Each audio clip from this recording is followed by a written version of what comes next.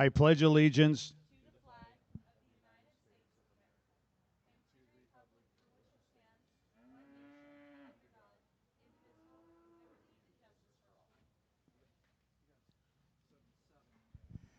Thank you so much. We're going to set sail here this morning. We're starting out with 4-H market beef. We have kids standing outside ready to go. It's good to see everybody here today. We want to recognize our title sponsors this year, the Duke and Ruth Fetty Trust and the Robert Baker Foundation, for being a great supporter of Junior Show. We appreciate everything they do for us. Sit tight. We're going to go fairly quickly today. Well, our classes up here are on the screen, so you know which one we're on as the kids come in the ring.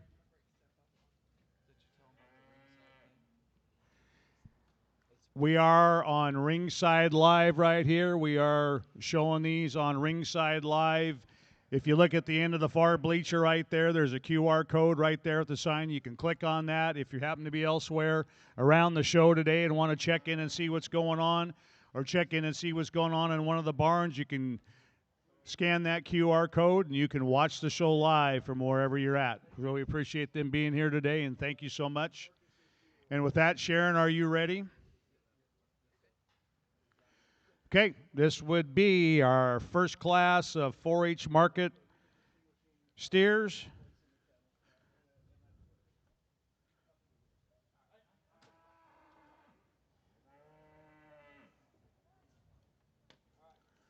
All right, first class 4-H market steers in the ring. We have Ella Tignall, Reese Soliday,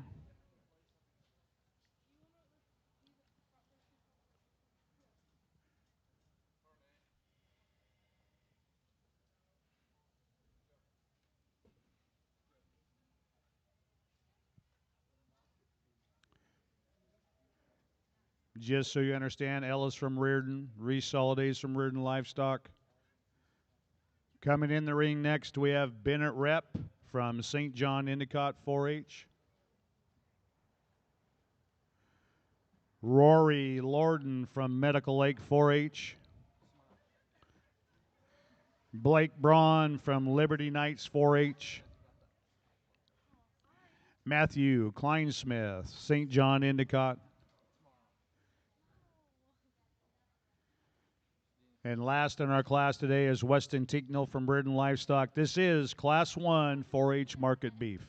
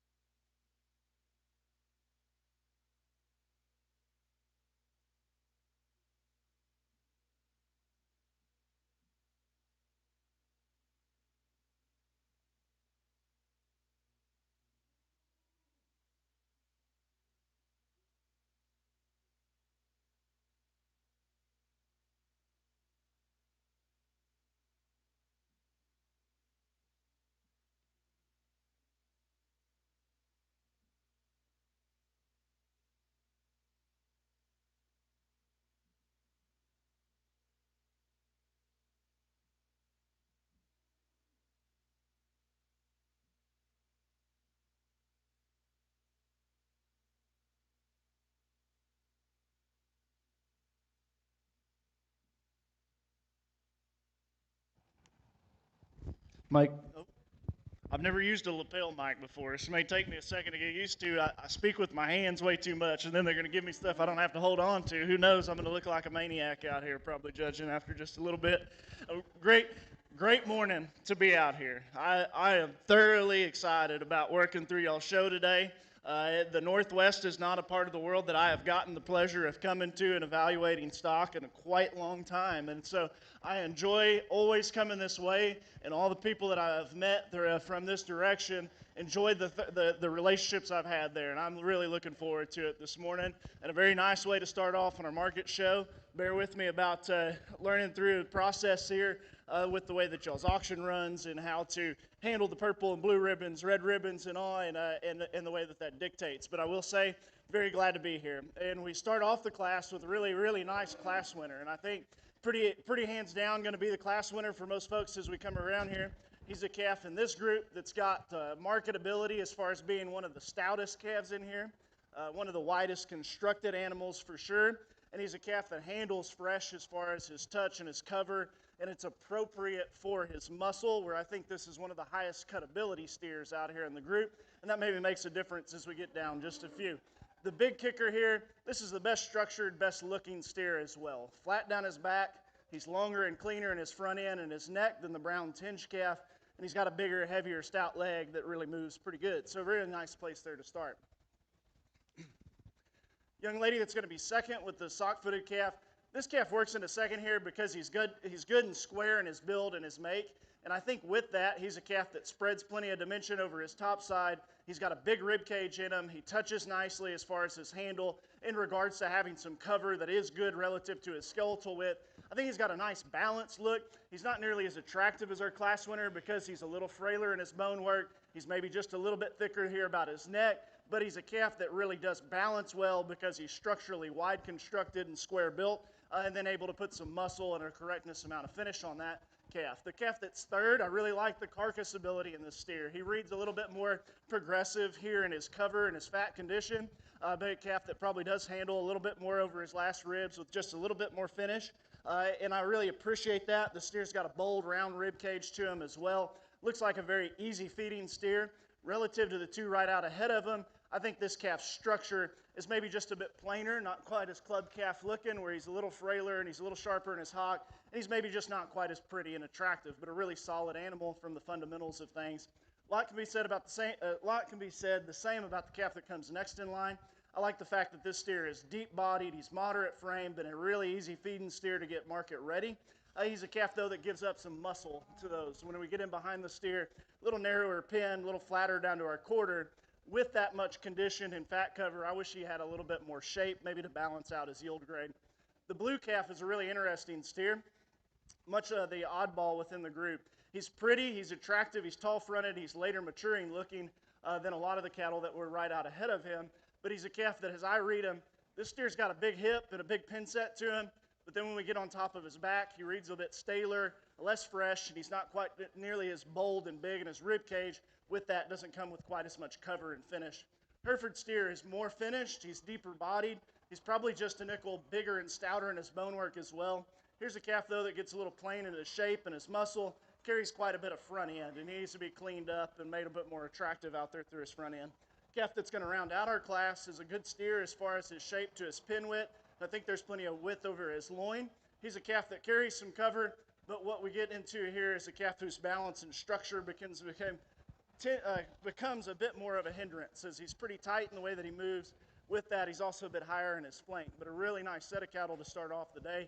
If you would, give those kids a big round of applause. Receiving purple ribbons and coming back for the final drive will be Reese Soliday and Bennett Rep. Receiving blue ribbons were Matthew Kleinsmith and Weston Teaknell.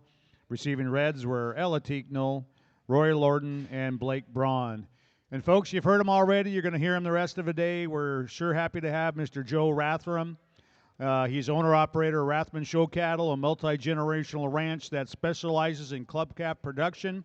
Joe was an All-American while judging for Blinn College before continuing his judging career at Texas A&M. He then returned as coach of Blinn College. A mentor and a coach, Joe has made a significant impact on the youth involved in the cattle industry. Joe, his wife, Jolynn, and son, Brigham, reside near Smithville, Texas. So please join me in welcoming Mr. Joe Rathman to sort our cattle today. Coming into the ring now, we have Reese Soliday of Reardon Livestock, Matthew Kleinsmith of St. John Endicott, Gus Feeder from Garfield County Livestock, Ava McKay from Frog Hollow 4-H, Natalie Heineman from West Plains Rangers,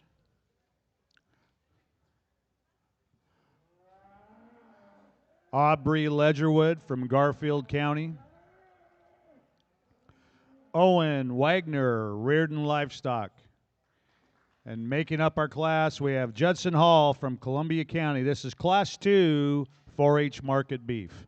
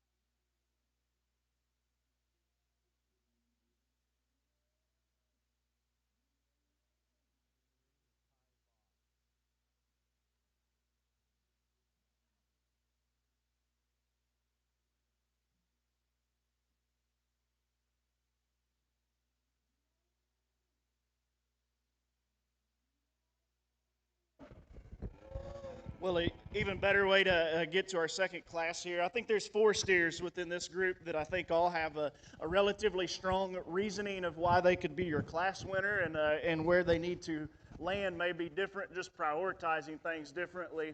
And that's what happens. It's what we stock show for, and we get a different opinion about different things. The black white flank steer, to me, he's got one hole that I'd fix, and I don't think it's enough to crucify him, because outside of that, the steer leads this group from a market animal standpoint. He's by far the most powerful, most muscular steer in here. He also then combines it what I think is a good kind of finish. It's clean and it's lean, and he's a high cutability steer, but yet he still looks market ready when we read his features here about his pones and his chest floor and all as well.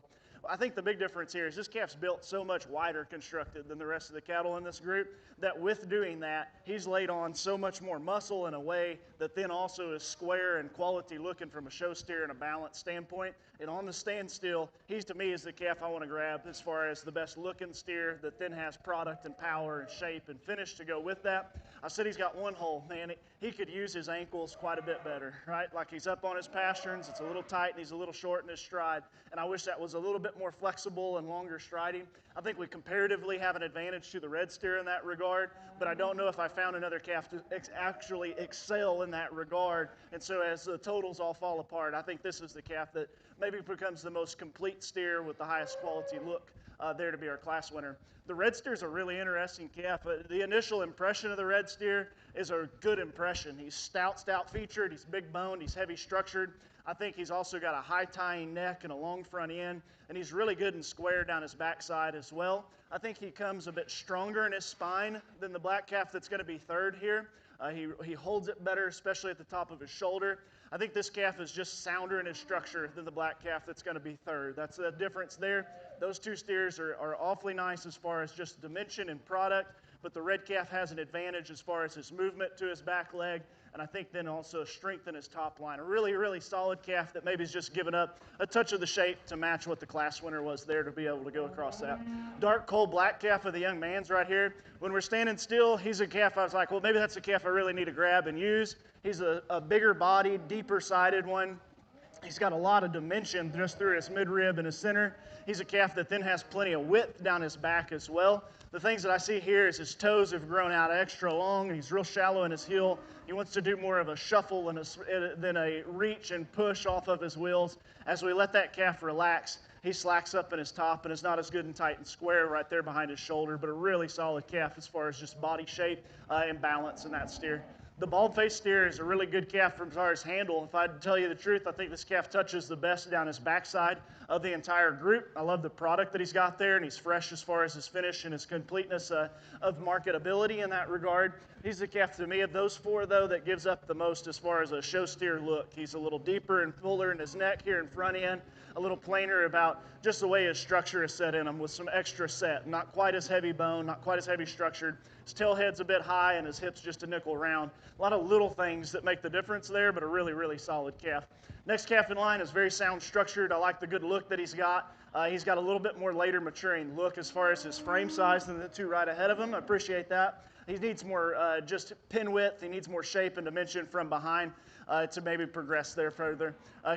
Calf that's going to come next in line, giving the young man a whole bunch of trouble there. He's big-bodied, he's finished out well, and he's wide constructed as far as his top side. He's a steer that's just a little plainer as far as the way that he's made, a little more difficult just kind of to read and analyze him as well. Black baldy calf coming next is a super deep-bodied, really, really big rib steer. I think a calf that just needs to be a little bit more attractive in the way that his structure is built and his look there from the front end, through his front end. And then our young lady that winds out the class has got a calf that's got lots of extra length and height to him, but with more frame, just hasn't been as stout and powerful as some of her classmates. So very nice class there. Congrats to those kids. Give them a big round of applause. Receiving purple ribbons and coming back for our finals drive is Judson Hall and Ava McKay. Receiving blue ribbons is Reese Soliday and Owen Wagner. And receiving reds is Matthew Kleinsmith, Gus Fighter, Natalie Heineman, and Aubrey Ledgerwood. Next in the ring, we have Class 3 of 4-H market steers. First in, we have Aubrey Dagon of Liberty Knights 4-H.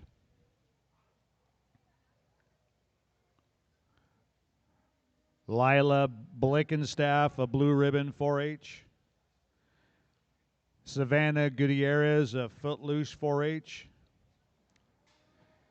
Ava McKay from Frog Hollow.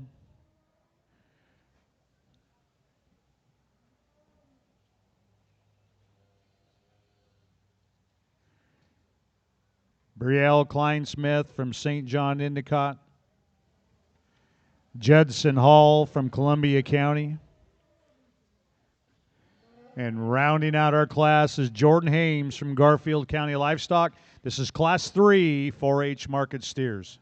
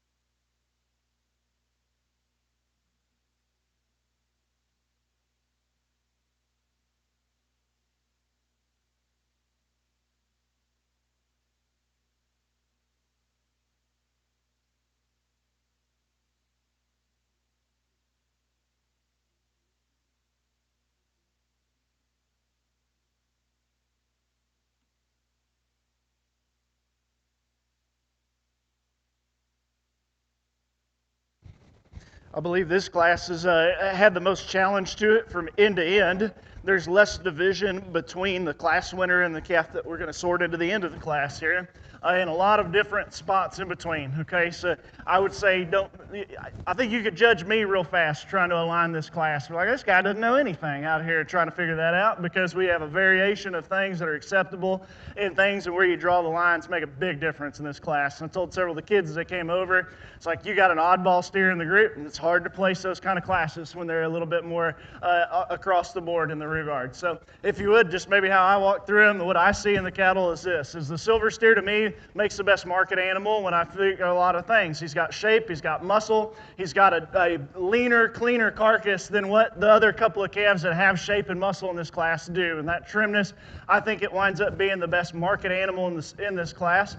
What's also nice, it helps push him along to the first place steer is he's got a good balance in him. He's not perfectly good structured as far as his flexibility, but all of his angles read appropriate, and he's been practical, and he's well finished to be able to match that. I think the calf would run away with the class if he was a little square hipped and a little higher in his tail head. That would be the thing. And if we could fix that, we match a lot of other really quality parts to that. Young lady does a really nice job, and that's what also completes a good package here. The bald-faced calf we're going to put second, I think, is an interesting steer. As we kind of present him from the side, his proportions are really awesome. Like, he's got this huge, big body shape in him, but yet he's clean in his jawline, and he's neat in his neck and his front end. I like a lot of interesting mannerisms of this steer. He's long-hipped, he's long-spined, good fronted, he's got this big rib cage, and he's got plenty of cover. Whenever I handle him, he's as wide and muscular in his back shape and top side as anything else in the class, but pretty easily. I think that calf, though, at times can give you a look to where he is really full in his cod sack. He gets a little wide-based in the way he travels from behind. And if we read the calf to be just a little over-finished or a little too far past prime, I could see that and being hard on that steer. But I think in this regard and in this class, this is a calf that's got a big back shape to him. He's big in his rib cage. He's well finished, maybe just a little bit past where he ought to be in that regard. Red bald-faced calf, I would tell you, give you a really nice look, and then can give you a look that makes him just a little tall and a little bit shallow in his flank. That calf touches really well. He's actually as one of the bigger pin sets in the group. He's very wide over his backside. I like those features about him. I think he's got a nice neck and front end to him. I just wish the calf had more depth of flank. If he had more depth of flank, it would change his balance and his presence here from the side. But I like the marketability that the steer has there to his top side. We got a black bald-faced calf that the young lady has coming next. Just a really solid steer. Nothing wowy about the calf. As far as a show steer look, but from a market animal standpoint, that calf is muscular, he's lean, and he's clean, and I like the fact that things do balance well because of that, and he's a calf that then, or because of that balance, I think he matches right. So just a really solid calf that I wish what we could do is clean his chest floor up, give him a touch more bone, make him just a little bit squarer in his hip, and give him a few more kind of club calf features there to match those three that are out ahead of him, but a really solid calf. This calf next in line of the young lady, she's doing a super job showing. She's getting everything out of the calf she can. He can give me one of the best looks of the entire class as far as being flat down his back and high tying in his neck and his front end. No question about that. He's got one of the bigger foot shapes in the class as well. The calf needed to be able to finish off just a little bit stronger here because he's just a nickel taller, he's a little shallower, and with his rib cage being a little flatter, he's been a little more challenging to probably put the muscle product and fat cover on that calf, but he's got a really nice look to him. Next calf in line is just giving this girl all kinds of trouble, and that's maybe the hardest part about trying to read and evaluate him is that this steer reads to have a big rib cage, he's fat and he's market ready, slightly trimmer than the calf behind him, and then definitely more finished than the calf right out ahead of him. He's a steer, though, that he wants to waddle and paddle in his back end here, and he kind of keeps his head low and his neck down, and he just winds up being not nearly as balanced as the rest of the cattle. Going to round out the class with a calf that is big-ribbed and round in his rib cage. I like all the dimension that he's got to his skeleton. What we get to on him is he's carrying too much finish, and the amount of finish he's got relative to his muscle bothers me a bit from a cutability standpoint, and it makes him just a bit rounder and flatter here from behind. But a big rib cage calf that I think structurally is built correctly, just harder to move when he carries that much cover on him. So a nice class, a really challenging group there. If you would give those kids a big round of applause. Coming back with purple ribbon is Lila Blickenstaff. Receiving blue ribbons in the class were Aubrey Dagon and Savannah Gutierrez. Receiving red ribbons in the class were Ava McKay, Judson Hall, Jordan Hames. like to thank our buckle and garment bag sponsors for the 4-H Market Steers Championship buckles in memory of Larry Kohler. The Reserve Champion 4-H Market Steer Garment Bag by Bar JK Ranch, Jeff and Carla Stair. Our 4-H Market Heifer by 4W Ranches. So we like to continue to thank our award sponsors as we move along. Now we'll be moving on to Class 4 of our 4-H Market.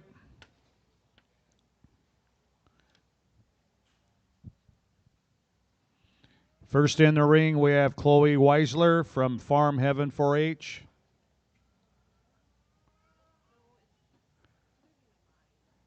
Eiley Fitzner from Medical Lake 4-H.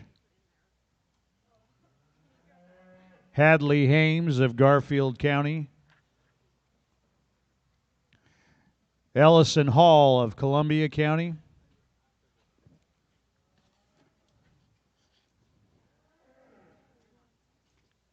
Charlie Stallkop of Garfield County. Alexis Lindgren, Garfield County Livestock. Lila Young of Garfield County. Natalie Gutierrez.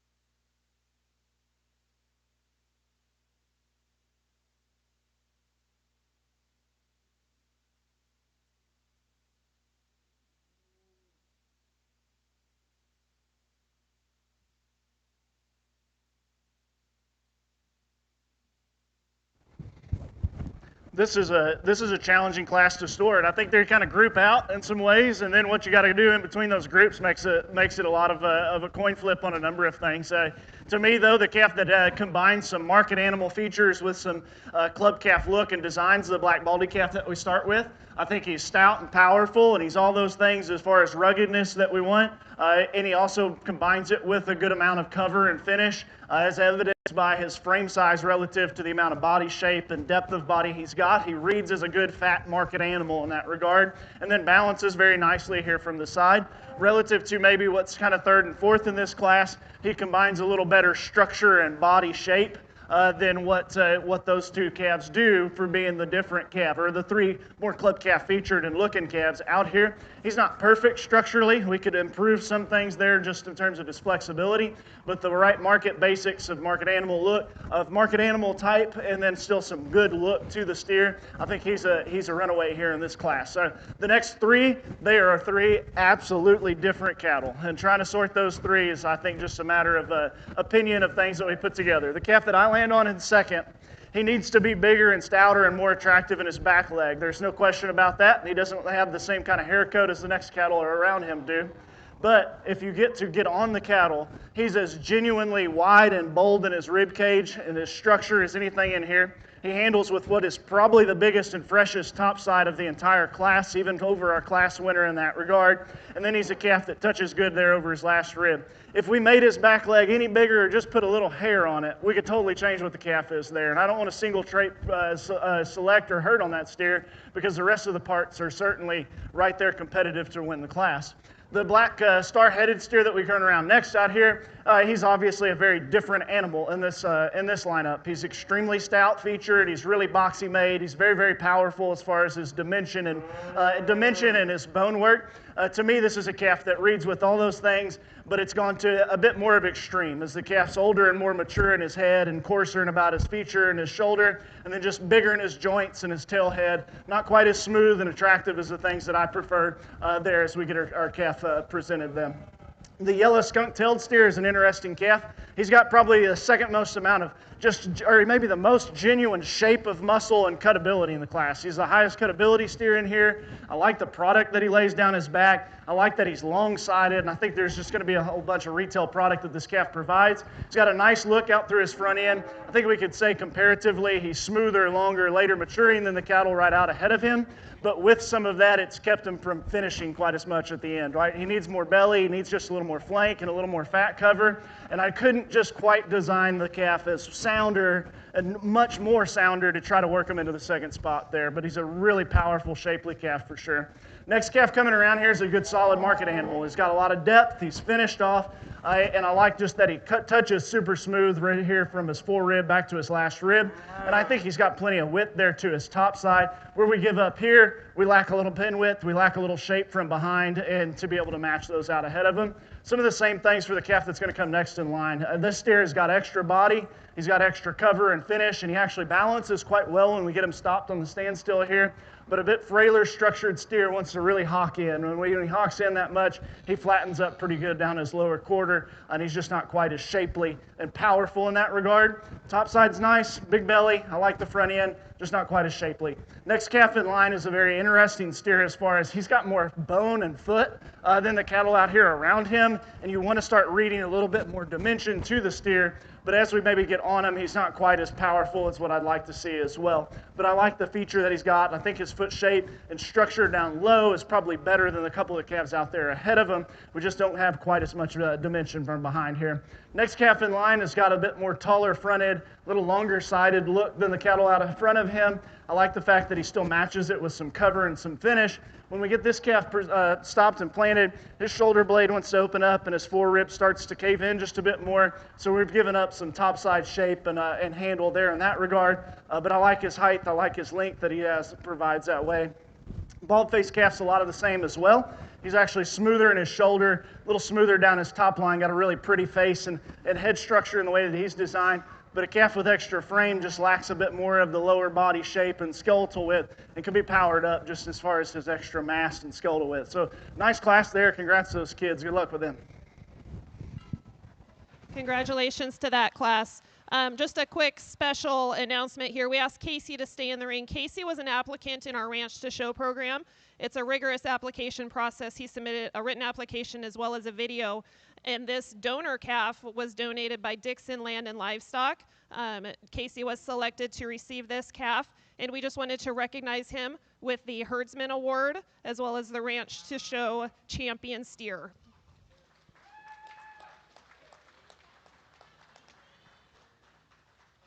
So Casey reserves a couple banners, and we send a cowbell home with Dixon Land and Livestock. I asked John to get on the mic, but I think there's no more deserving kid who put the effort. He maintained communication with the family on a feeding program and to get him ready here in time for Spokane. So congratulations, Casey, and thank you to Dixon Land and Livestock for the donor steer.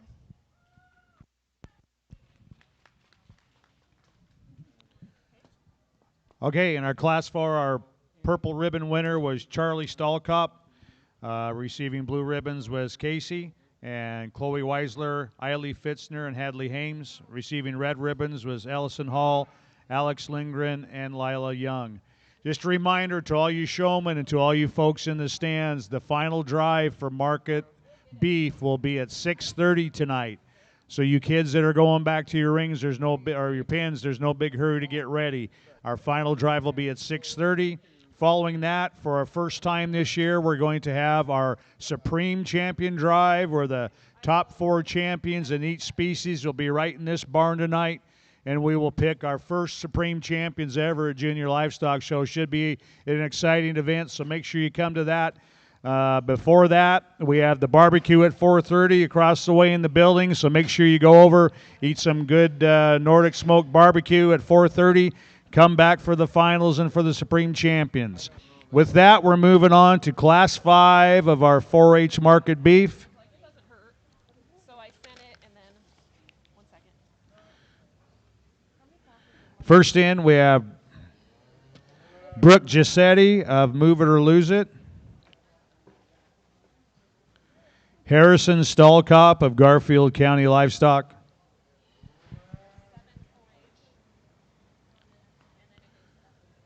Eliza Bailey from Reardon Livestock. Emily Blickenstaff from Blue Ribbon 4-H. Colin Hames from Garfield County Livestock. Blake Lindgren from Garfield County Livestock.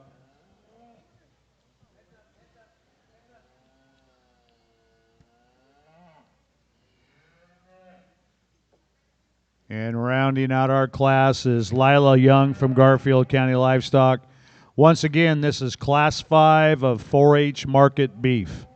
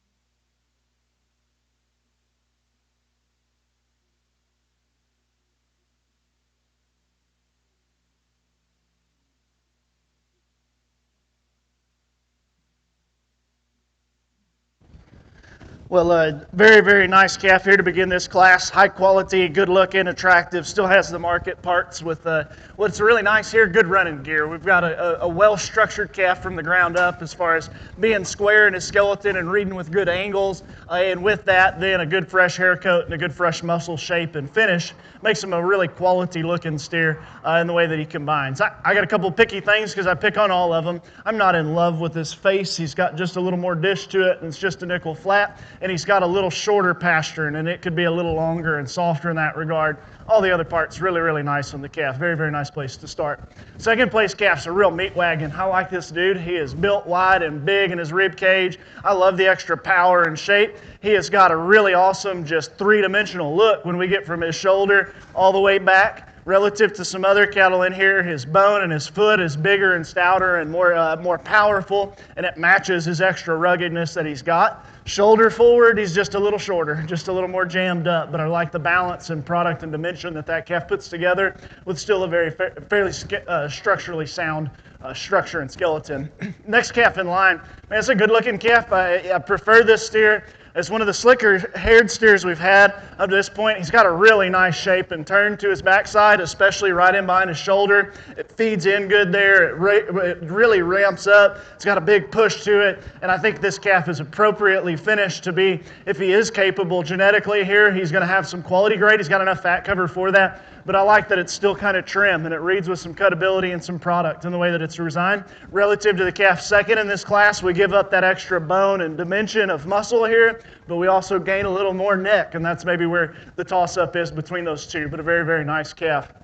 Next calf in line is a really interesting steer. I really like this steer's just head shape, his length of neck and front end. He's a very proud calf in the way that he is designed and the way that he holds his head. Everything looks nice and attractive. He's sound. He's still functional in the way that he moves. He's a steer, though, that maybe with those things, he gives up some product in this class to the cattle out ahead of him and to a couple that are going to come behind him. He needs a little more shape over his backside.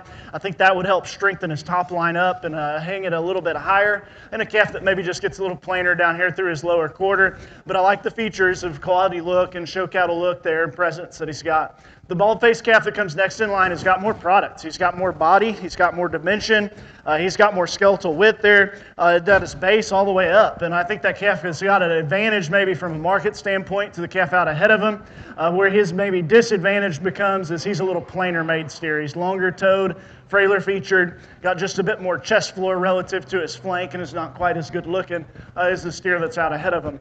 Bald-faced calf that comes next, I think, has got a real presence to his front end. I like the height of shoulder and his look and his neatness through his front end as far as the way that it's structured and out here with his high ear set and all.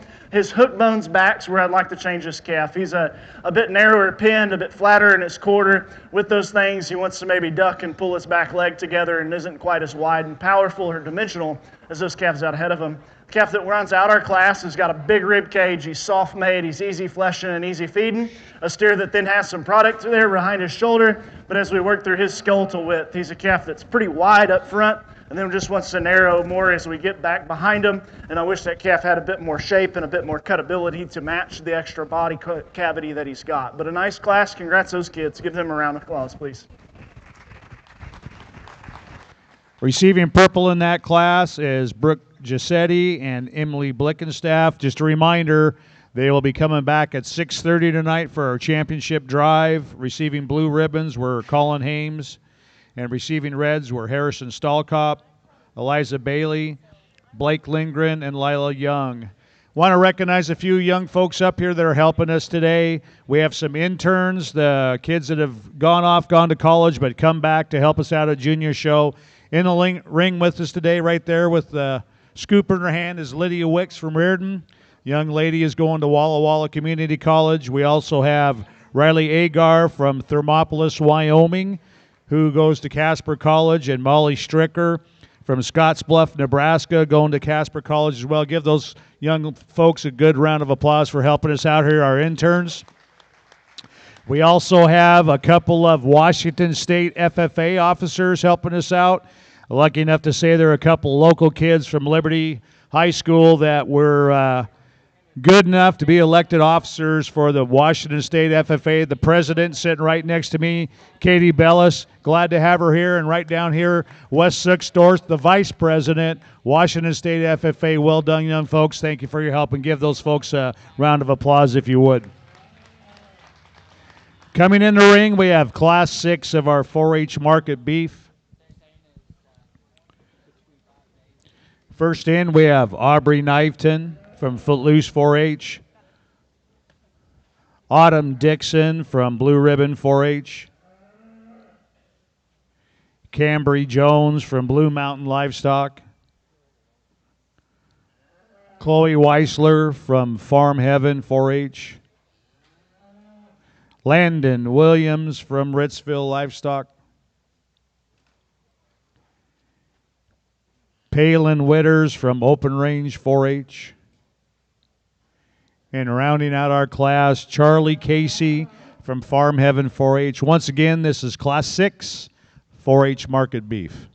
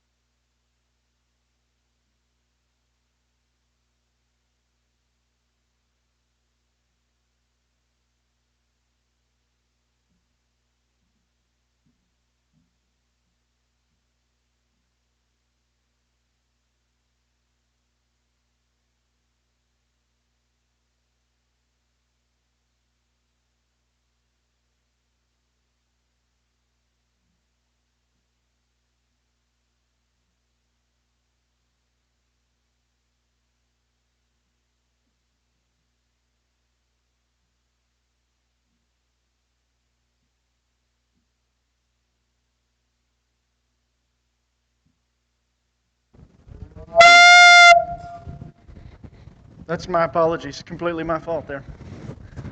I should know better than turn my microphone on and walk in front of a speaker. We got a nice class here. I think some things to really sort on and work through here in the class. Where I finished with the group, though, is where we start here. I thought the calf that wins our class, the product-oriented steer that's got a really nice finish and handle to him. He's extra big in his rib cage and body. On the stand, still got the best look of all of them, especially where you kind of find some unique balance parts to this steer. He's got a huge lower quarter shape. It's real thick down low. The weight and mass of it down low is pretty impressive, and all the extra mass that he's got all the way back into his flank makes that calf still run uphill and look like a real product-oriented calf that's got some design and look to him. Touch is really nice over his backside as well. The couple of things that I think we could change and tweak on this steer, mostly is just how he travels, is just a little more tight and timid, and he's not quite as flexible and pressing on the ground. Maybe we'll see that differently as we get going here, because the angles all sort and look like they're supposed to work right, but he's still just a little bit timid about how he wants to push his rear feet there to the surface. Then I think we can get some challenges about how we sort the class. And the calf that I wind up here in second does so from the standpoint of having a touch more bone and feature and stoutness than the red steer right behind him. And I think this calf maybe also has just a little more pin shape and width there than that steer as well. This steer has got the right foundation to be a really, really nice show calf, and that's why I'm going to use him in here in a second. I think the calf, though, could have a little bit better design to his front end. He's a little tall at the top of his shoulder, and it's just a little plain in the way that his front end comes together, but I really like that they're shape, product, and he is well finished, and he's a steer that's got the right foundation down low. The red calf is very interesting because he does probably square up a little bit better right in behind his shoulder and feeds his shape in a touch better than the calf that's second. I like that his forerib shape is real big, and it goes into a little smoother and a little more laid back angle to his shoulder than what the calf that's second out there ahead of him does. Where this steer maybe has a little bit more hold up is when we set him on the lead, a calf that's a bit frailer, is also a little smaller in his foot. He's just a bit more up on his pasterns. It's not quite as attractive in the way that he handles and manages that, but standing still, we may see a swap there between those two. Very interesting pair. The calf that's going to come next in line is a really interesting steer. I think he's actually probably a little better fronted than those two out ahead of him. He's taller shouldered. He's better in the way it's cleaned and picked up in his chest floor and the way it extends out there. This young lady does a really nice job of showing the calf. If we get to stand still, he presents a very nice and attractive, high-quality package in the way that he is shaped, especially out here through his front end. A couple of picky things on the steer. He's always a little just tight and timid in the way he moves on his back feet, and the old bloat kind of trying to raise on him sure does throw off his balance and his touch and his handle just a bit, but he's a really interesting calf in the way that he's designed from the standpoint of a nice, really nice front end and structure to that regard, and then a big round rib cage there behind that. An interesting calf and a lot of challenge to sort on those several right there. Next calf in line is a really good steer as far as functionality, practicality, and body shape and depth. I like those parts that he has as far as just being a good feeding type of a calf. Still has some look out through his front end. Then when we get to the back end of that calf, he's lacking as far as his pin width and his shape through his stifle and his quarter, and where he narrows up that much. I think he just gives up too much from behind to try to compete with those, but he stands in this spot very solidly because he's a quality calf with a nice look and a nice design. I like his practicality. Young lady coming around next has got a calf that's got just a little trimmer and leaner than the steer that's going to follow him, and I like that he's got some good turn to his loin edge there as well. But when we get this calf moving, he's a little shallower in his body, and he's a little tight and timid about the way that he wants to travel as well. We can just free him up and give him a bit more flexibility. The calf that rounds out our class is definitely big-bodied, really deep-sided, extra easy in terms of his feeding look and ability there, but he's a calf with a bit tighter skeleton and structure. There's also just a little lower cutability because he doesn't have quite as much muscle to match that finish. But a really nice group there. Congrats to those kids. Give them a big round of applause, please. Receiving purple ribbons and coming back for our final drive tonight at 6:30 are Chloe Weissler and Landon Williams. Receiving blue ribbons are Aubrey Kniveton, Autumn Dixon, and Charlie Casey. And receiving red ribbons are Cambry Jones and Palin Witters. Once again, our final drive tonight at 6:30 for our champions. And after that, we will do our Supreme Champions of all species right here in the Beef Show Arena. So make sure you come back and stay for the night. First time we've ever done Supreme Champions. Should be a lot of fun. I need to make a correction. Our Vice President, FFA for the state of Washington, is Gus Suxdorf, not Wes. I called him by his dad's name. Probably won't be the first time, won't be the last, but thank you, Gus.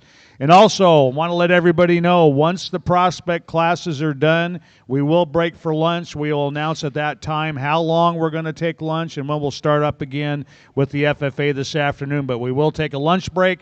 We do have food vendors out here, so if you're going to stick around on the grounds, go out and go to those food booths and help yourself, get some lunch, and then we will start our FFA sometime after that. We'll let you know at the end of this show, at the end of this round, what we're going to do next. Next in the ring, we are on Class 7 and our last class of 4-H market beef. First in the ring is Aubrey DeGon, Liberty Knights 4-H. Colin Hames, Garfield County Livestock.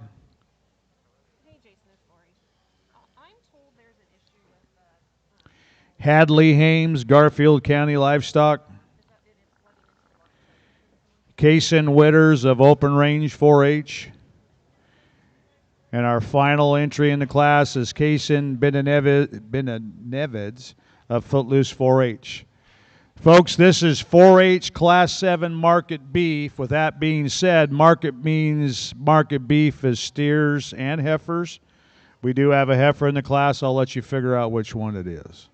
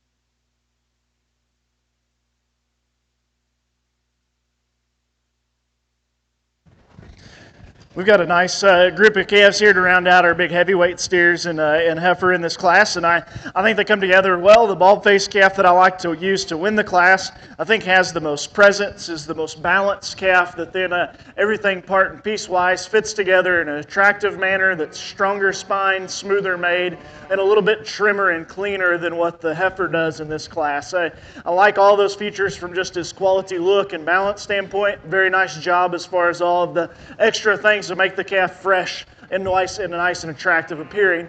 The calf could use a shot more muscle, probably just a little less frame and a shot more muscle to make things ideal as we get to this steer. But I do like just the quality look and design that the calf has. The heifer is a really stout gal. She's really big in her pincep, very wide and dimensional down her back and big in her rib cage. I like those parts about her, and I think they make a good push on the calf because she's the one that's overwhelming in that regard in this class. She's a heifer here, though, that I think maybe jams up just a little bit more. So she's a little shorter fronted, a little coarser and bullier almost in her front end and her crest. And then when we get back to her back end, her hip being a little bit shorter and her hind leg maybe cut underneath herself doesn't read and look as attractive as what the brockle-faced calf does in here. But I like the product and the mass and dimension that she's got there through her center and her thickness from behind. The calf that'll be third, really interesting steer from just a ruggedness standpoint. With the extra frame to be a big 15.5-pound steer, this steer probably balances pretty decently as far as having some bone and foot and ruggedness underneath to match his height that he's got up high. I think his shape is good in behind his shoulder. I think he's a touch more shapely calf than the bald-faced steer right behind him, and has just a touch more look there. This calf needed more flank and depth of body to probably match the durability of the two steers that were first and second in here. But I like just this frame and shape that he's got up here relative to our bald-faced calf next in line. The young man with the balding, or the black Hereford here, really smooth, very nice balanced calf.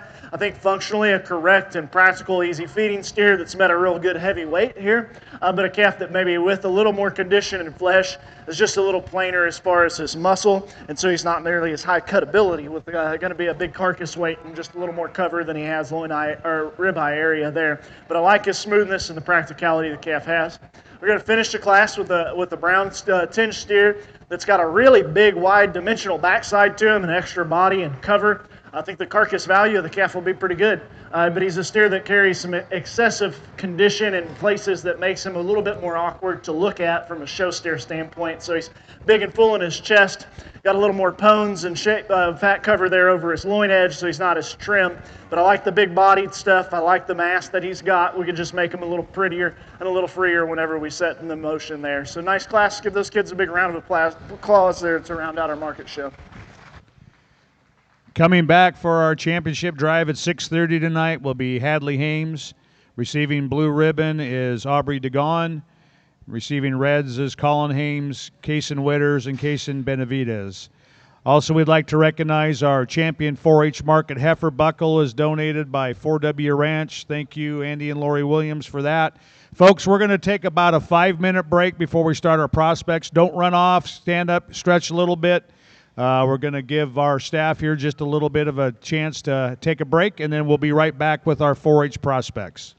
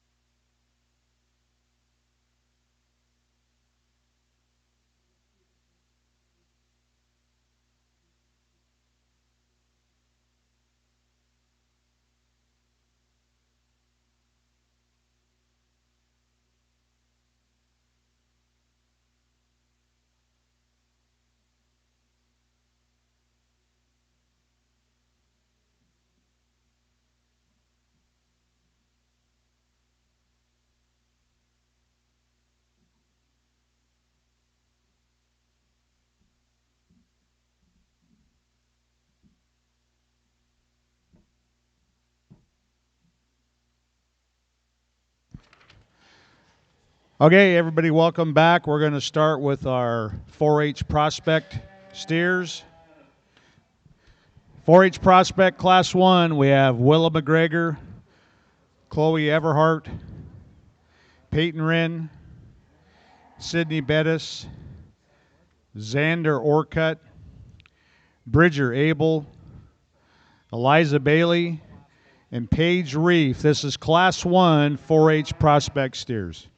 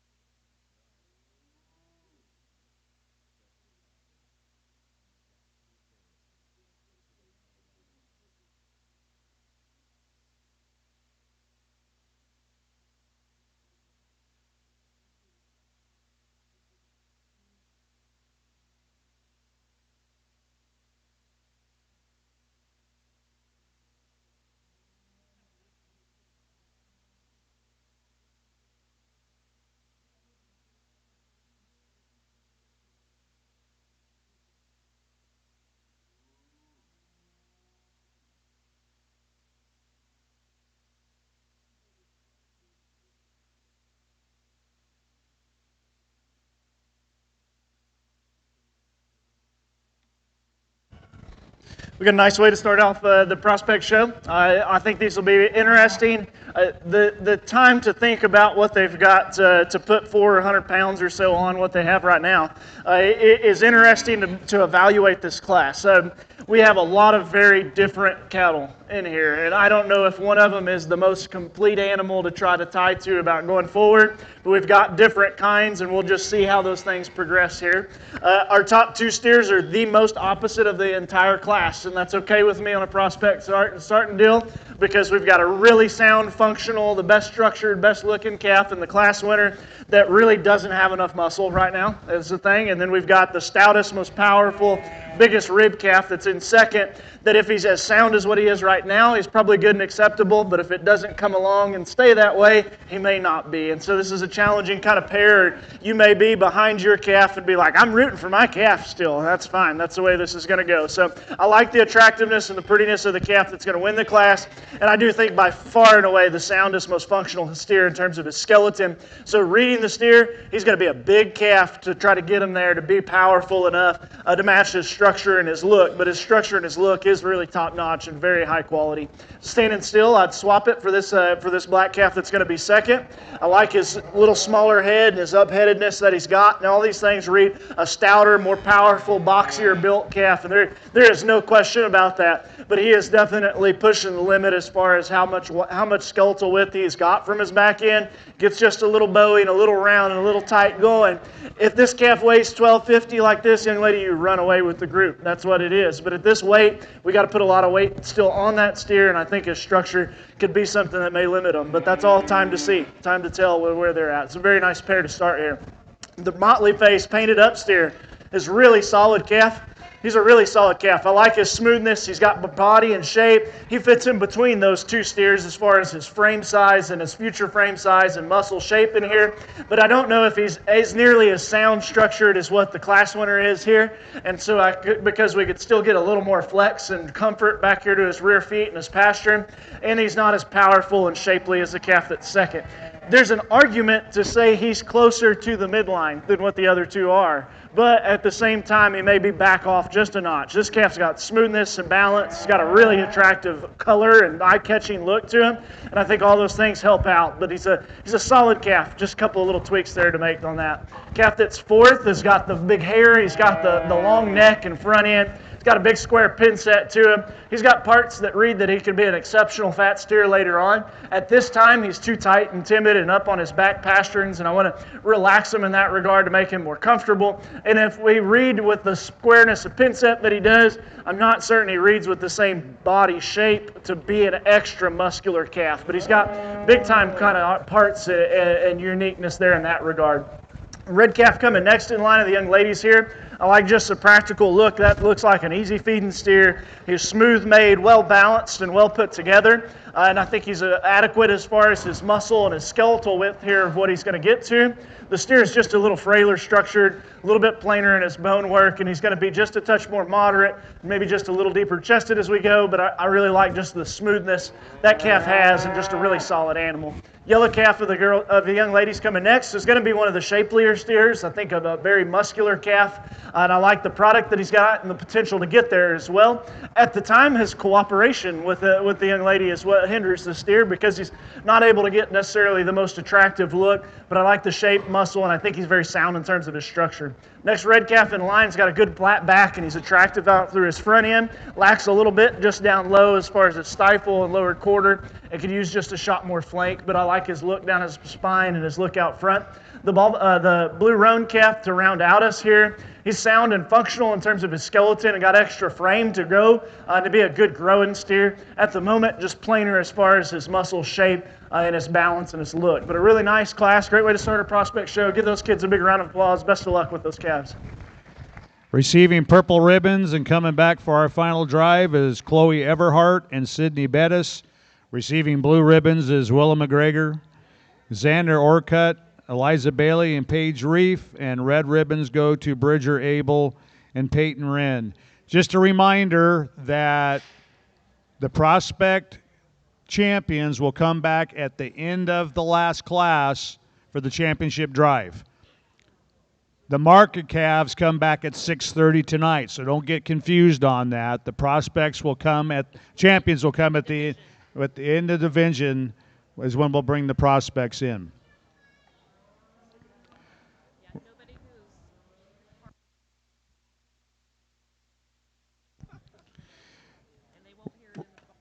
We're moving on to Class 2 of our 4-H prospect steers. First in the ring, we have Blake Braun from Liberty Knights 4-H. Chase Duckin of Bonner County.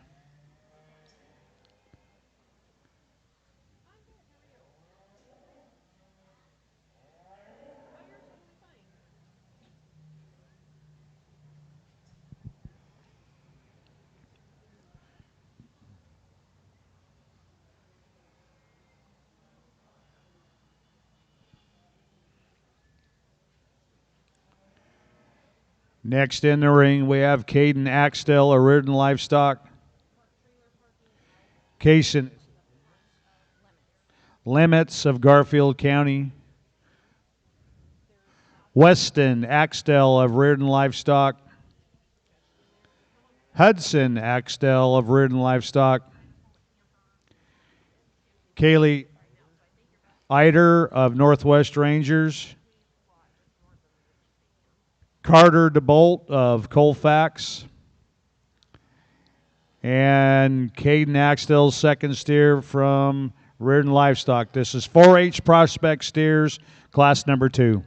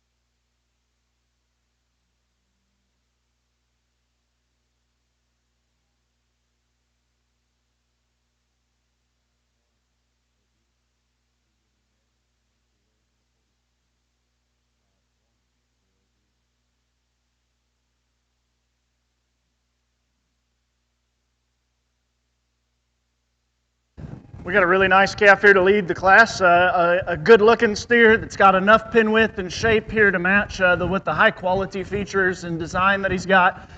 Those things are pretty evident. I think the upheadedness, the length down his spine, and the length out of his hip with a good soft back leg really helps this calf be mobile and offer his presence here both on the standstill and as we get the calf out into motion. Enough body and enough flank to match some stuff. He's not going to be probably the bulkiest, most stoutest featured one whenever we get down to some things because he is just a little sharper here at his upper forerib shape and right behind his shoulder, but a calf that's got the right kind of presence and look and design. Black and white calf is bolder and boxier and really built through his center body, and I think as things come together for this calf, he could be a real powerhouse that still then balances in an attractive manner as well. This calf does two things that his comfort position becomes a little spread out. It's a young man, and we got to keep making sure we collect that calf because as he gets a little spread out, he drops in his back and gets a little high in his tail head, maybe reads straighter than what he really is when we see the calf into motion. But I love the bulkiness, the body shape, and the squareness of pin set and muscle that he's got back there. The yellow steer coming third in here, hook bones forward, reads to be the calf that really is going to power up and have a lot of shape and dimension forward. I love the way this forerib shape runs into the back of his shoulder, and it really does a smooth job of providing a base for a nice big back shape in the calf. I think he's got the foundation as far as foot and bone to be a really powerful steer that still is mobile. At this time, he's ducking his pins and rolling underneath himself here on the move, and he doesn't do that quite as attractively, maybe as a calf out ahead there. Black steer coming next in line, really nicely funded calf that's tall-shouldered, that's got right length. To me, this steer reads structurally as a very sound calf that will be allowed to be pushed on and to forced into creating more muscle later on down the road. And I think that calf naturally has a good base width to do those things. At the time, he holds his loin a little high and drops his pins, and I think some of that will come with the calf just being more comfortable there on the halter as we go. Nice, good-looking steer as far as attractiveness in the brown calf that comes next. We got to just start providing more muscle and shape here. A lot the same about the red calf. The red calf behind him's got more body shape and depth than that steer, and I like his levelness, but I didn't think he was quite as attractive when we read his skull shape and his depth of chest, and here over his tail head's a little bit coarser and a little bit more pronounced, but a nice calf as far as the body depth and all. The Hereford steer coming next is a good, tall, pretty steer. Got a little more chest relative to flank and needs a little more shape than shot from behind here, but I like the backside shape and the length of neck and front end, preferably over the next two steers in line. But he's got to start getting some mass and some dimension. This calf coming next around is maybe I'm a little more keen to watching ones that have a little more skin and leather, and it doesn't bother me as much. I think from a foundational standpoint, he's big-footed and sound structured relative to a lot of this class, and he's got more body shape than a lot of them in here, but with a little more just sheath and waist and extra skin, he's not quite as attractive, and we'll see how those things progress out. Hereford calf to wind up our class is leaner and trimmer and cleaner than that steer out ahead of him, but I wish we could redesign just his pin width and his width from behind as it wants to cave in and narrow as he travels there. But a nice group, really nice place to start on that class, so congrats to those kids. Receiving purple ribbons and coming back for our championship drive are Chase Duckin and Kaylee Eider. Receiving blue ribbons are Kason Limits and Carter DeBolt. And receiving reds were Blake Braun, Caden Axtell, Weston Axtell, Hudson Axtell, and Caden Axtell's other steer. Hold up just a second, Sharon. Just want to recognize some folks out here that we haven't talked about yet. Pete and Sammy Cherrier have been here a lot of years. Sammy's worked this ring for I don't know how long, making sure these kids are safe and they're keeping them moving and keeping things organized. Pete's out there on the outgate, appreciate their efforts. Sharon Hannes there on the in-gate. Sharon, I don't know how many years I think they built this building around you running that gate, but we certainly appreciate Sharon's efforts for all that you do. And for Sunrise Livestock Services, taking pictures in every single ring today. You can take the QR codes on the doors that'll link you up with Sunrise Livestock Services, everything else that's going on here today, and pictures of all these kids. We appreciate their efforts. So, folks, if you would, put your hands together for these folks. We appreciate all they do. Next up, we're moving on to Class 3 of our 4-H prospect steers. Go ahead and share and bring them on in.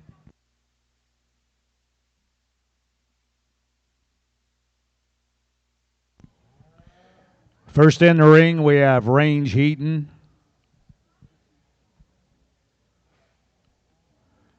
Willa McGregor. Garrick Olson. Lane Moose.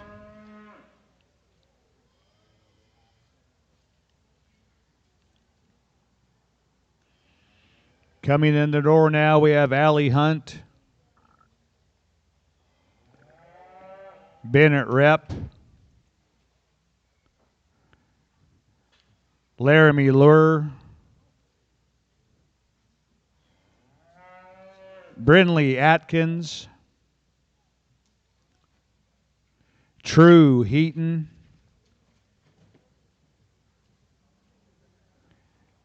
And Wyatt Tichnell. This will be Class 3 4-H prospect steers.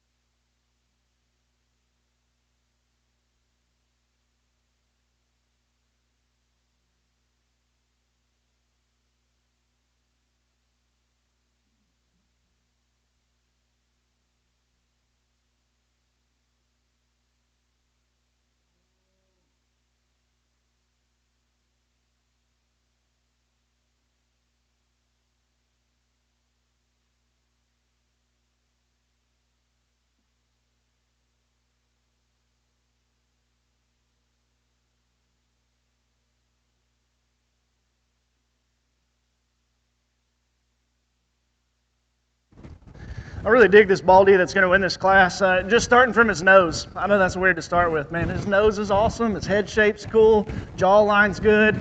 To me, we start with a lot of things like that. Those kind of features, if you just read him, he's broad at his eye. He's good in the way his neck here presents that head shape, and how stout and powerful his jawline is, how clean he is here through his throat latch, all puts that together, right? And I can talk all this about his head, but the real story is that all the things I say about his head really get matched with the way he's built there from behind as well. It's got the shape, he's got the balance, the look, the quality features, and the way that he's designed here to his rear leg.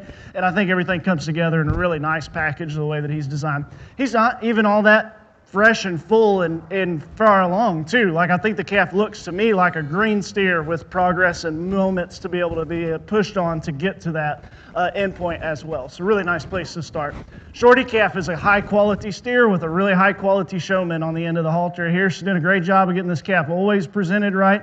He's high-headed, he's good and flat down his back line. Love his balance that he's got as far as where his structure sits, right? Like his hip height and shoulder height match well. Really awesome angle to his shoulder, front feet set in here really good, and then he's got some product to go with it. This calf is just lacking as far as his body shape and depth and maturity at the time. He reads more youthful, and I don't think that's a bad thing. When the belly comes to that steer, the skeletal design of him, I think, is quite nice and a very good place to be second in this class. Bald-faced calf coming next is just a really solid steer. He's big-bodied, he's smooth-made, he's well-balanced. Come on out, man. We'll just circle you around and go ahead and follow him. We've got a lot of big rib cage in here. He's smoother made than the black steer that comes next in line.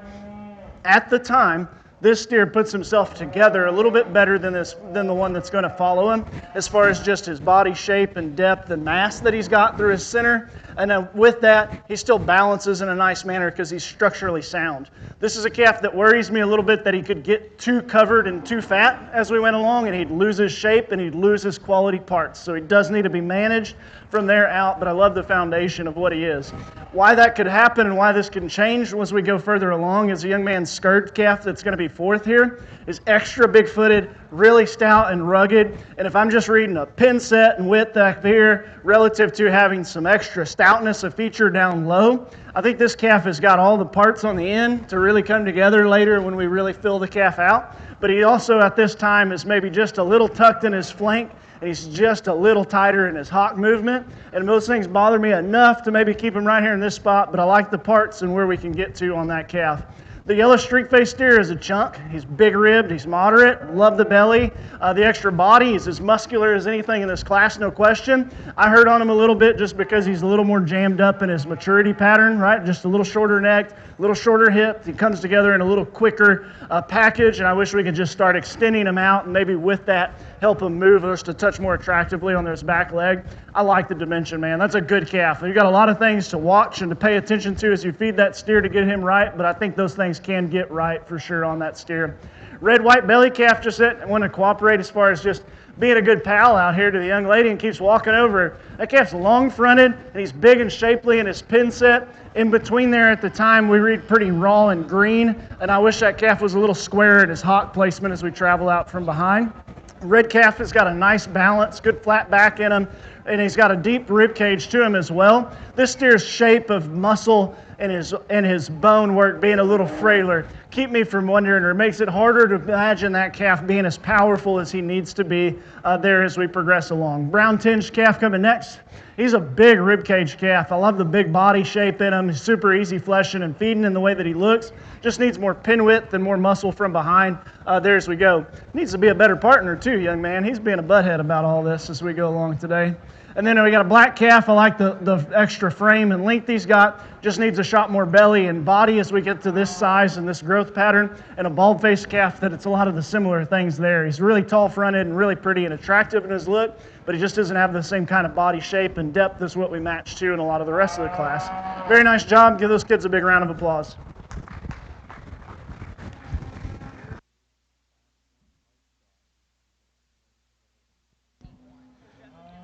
So winning purple in that class is True Heaton, and purple for Allie Hunt.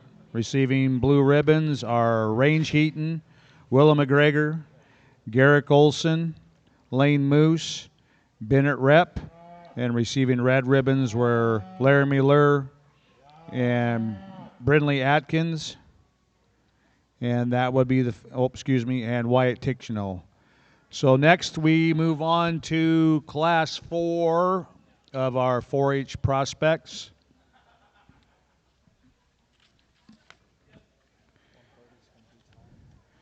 First in the ring, we have Paige Jeske of Liberty Knights 4-H. Braden Duckin of Bonner County.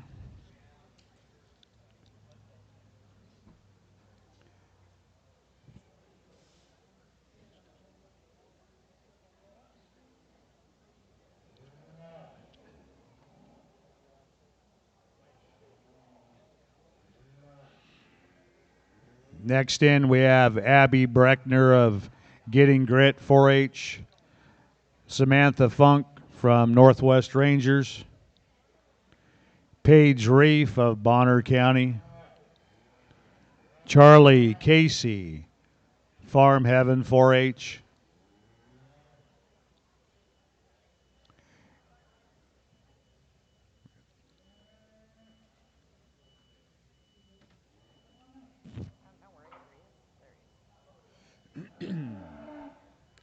Next in, we have Avery Deeds of Northwest Rangers. And rounding out the class, we have Logan Knifeton from Footloose 4-H. This is Class 4 4-H prospect steers.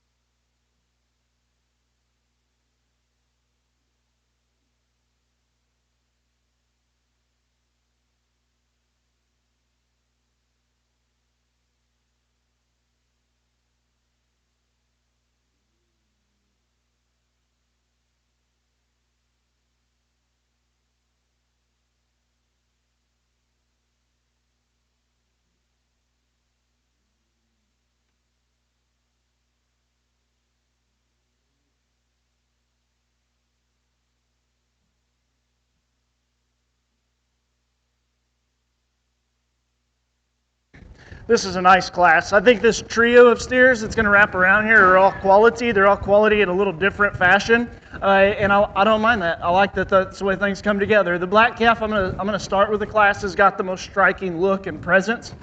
He's really tall fronted. He's got a really good flat back in him, and I think all the things design and draw up from a really quality standpoint of what should be a really neat looking fat steer as we get this calf along. What I really do appreciate here is I don't think any of his bulk and mass comes from him being fat too early, right? Like that calf still reads actually pretty green in some of his features and what I can see on the steer. I think there's more room to press and to make him even more powerful and productive as we go along here. He's the best looking steer, there's no question. And I think from a functional standpoint, yeah, he's favoring a foot here and not wanting to totally use it and press it down, but you can read into the calf the structural quality of the animal. He wouldn't make that look if he wasn't structurally correct in the way he's designed. And I love his pin width and shape that he's got there to his upper skeleton. Where he maybe falls in some things is right in his stifle and his lower quarter is just a nickel flatter. And right in his lower heart is just a little bit flatter. Those things got to press on, or he's got to get big hair to really match those just right. I think that's why the yellow Brockle face is such an interesting steer in this class. As far as his lower skeleton, I really dig this animal. And I know y'all don't get to slick shear him, and we slick shear a whole bunch of them at home. But this calf's an excellent slick sheared animal because his foot and his foundation and his structure underneath is really solid, and his belly line and underline is made in a fashion that's good and clean in his chest, big and massive back to his flank. And I think those things design and function with a productive animal in mind. Here, maybe a relative to the black one in the winning circle is he's not as neat-necked, he's not as clean and tied together as neat and tight in those regards. But when you do a good job, when your fit looks good, all those things work, he still looks like a really quality animal. So really solid calf there to be second. The baldy calf that's going to be third, I really dig this calf, young lady. And he hasn't fully cooperated for you to show off things. And we could trim him in a little tighter to change a lot of this. But I think there's big feet, solid foundation structurally, and big muscle in that steer. And he's still got a neat look to him. But at the time, he's just a nickel, coarser featured, a little bit bigger on his hock joint, not quite as trim and neat. Minor things. That's a really solid calf in that third spot there. The gray steer here, he's a really interesting steer. I think this is as solid of a calf that we have had for just foot shape, squareness of toe. His flexibility he's got to his skeleton is good. It reaches right and everything underneath pushes forward. And proportionally, he's long-necked and still deep-bodied with some shape and muscle. I'm going to be honest, you know what's detracting the most from this calf is his hair coat. That's what's detracting the most from him, because I think underneath that hair coat, there's a really good structured animal that's got product and shape and is still good looking. I just want to smooth him up in that regard. Red and white calf is neat looking. I like the front half of this steer very well. I think he'd roll a spot up if we just took that. He's neat and attractive in the way that he's made and shaped. He's got enough muscle in that regard as well. Maybe is a little bit of higher flank and a little tighter, more timid change to his movement and his hock is what keeps him from that spot. But a good-looking steer with some muscle, we just ought to keep pressing on him to get some flank depth to him and some maturity in that regard. Black calf next is a high-quality calf from his hook bones forward. He's stout-featured. He's got a big forearm shape and a lot more shape and muscle here over his loin edge and behind his shoulder than what a lot of the cattle we have had are. And I like his roundness of rib cage. I think structurally on his back end he needs to be better. He's pulling his legs together. He gets tight just in a little more restricted in the way he travels here out of his hip and his hind leg. But the rest of the calf is very, very solid. The black and white calf to come next in line. This kid's done an excellent job in the way he presents this steer. One of the best showmen we've had as far as just how he gets everything put together, square, and attractive. And that's the nice parts about this calf, too, is he's tall-shouldered and he's flat-backed. That calf can give a nice look into his upper skeleton. He's got to come along with a lot more depth and a lot more belly and maturity as we press him along. We're going to finish with the opposite kind of calf. He's got all the belly and all the body and all the mass, but he's a little quick and early maturing there about his face and head and his chest floor. Reads where we're pushing a lot of cover here at that kind of 1,100-pound weight, coming up pretty fast. So love the class. Good job there. Give them a big round of applause.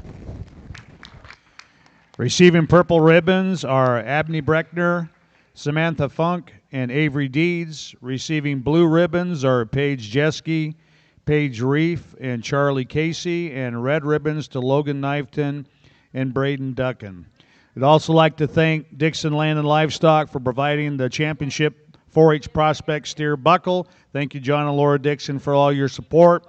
And just a reminder, we will do the finals right at the end of the divisions here. The finals for market at 6:30 tonight. We'd also like to thank our ring sponsor, Ag West Farm Credit. Good supporters of Junior Show. Appreciate all they do. Next in the ring, we have Class 5 of 4-H Prospect Steers.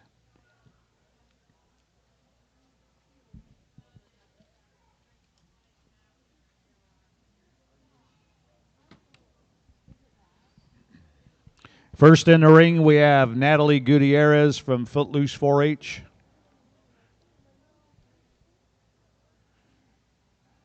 Next in, we have Eli Cobbs from Liberty Knights 4-H. Grady Atkins, Bonner County 4-H. Grayson Yates, Northwest Rangers. Claire Van Tyne from Colfax.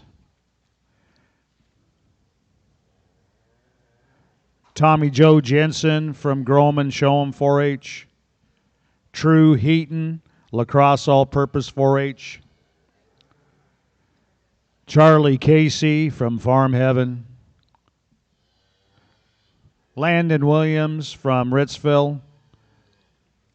And Pfeiffer Rosenberger from Northwest Rangers. This will be Class 5 of 4-H Prospect Steers.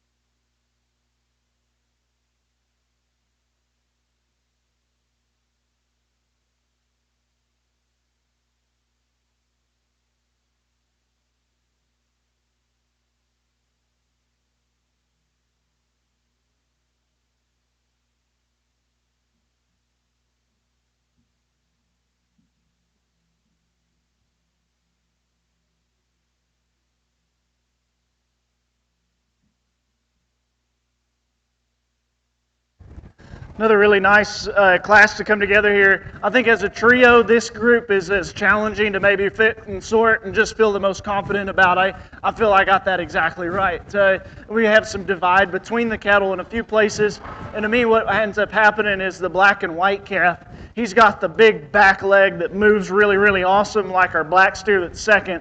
He's got burliness and power and product, even more so than what that is the strong suit of the white calf that's going to be third. So I think he becomes the blend of the other two that we put together here. The real feature I love is the hip and hind leg on the steer. It's big, it's stout, it's burly, and it moves really awesome too. And I like the way it presses and plants. He's also got a real jerk up to his front end, and it really helps kind of complete some of his uniqueness of feature and design, right? The big forearm shape, the big heavy legs, a real high upstanding kind of front end structure to him, makes him look like a burly market animal coming along that's still got a really neat look to him.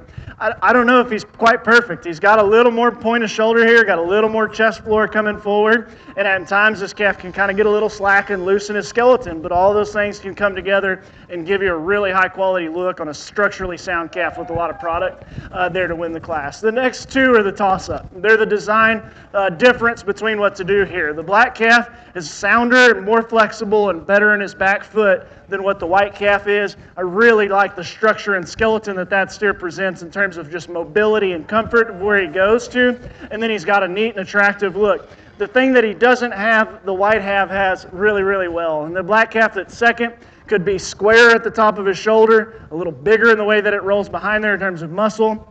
We could flatten out his loin and make it just a little broader and wider to match those things, but functionally underneath, I think that calf's made attractively, made really, really solid where he can progress to. The white calf's got a world of balance to the steer, and he is bigger and flatter in his back line and top line than the calf that's going to be second here. And I like just the extra body shape that he's got that fills in here very neatly. As we put that calf into motion, calf a little shorter pinned or a little shorter hipped, just a little tighter and a little more timid about how he wants to go there off of his back feet. And it's not quite as free and flexible, but that's why that's a toss-up kind of pair. One that's a little further along at some point here in the white calf, or a black calf that functionally has an advantage that can get there and press on those, and I think that makes that a challenging pair to swap. Then we've got the yellow calf that's going to come next in a group of about 5 steers that I think could sort all different ways here. The yellow calf's advantage is from his hook bones forward. This steer is sounder, longer, and more flexible than the other cattle that we get as far as his reach up front. He's got a nice presence to himself structurally and where his neck sets, and he's got plenty of shape behind his shoulder as well.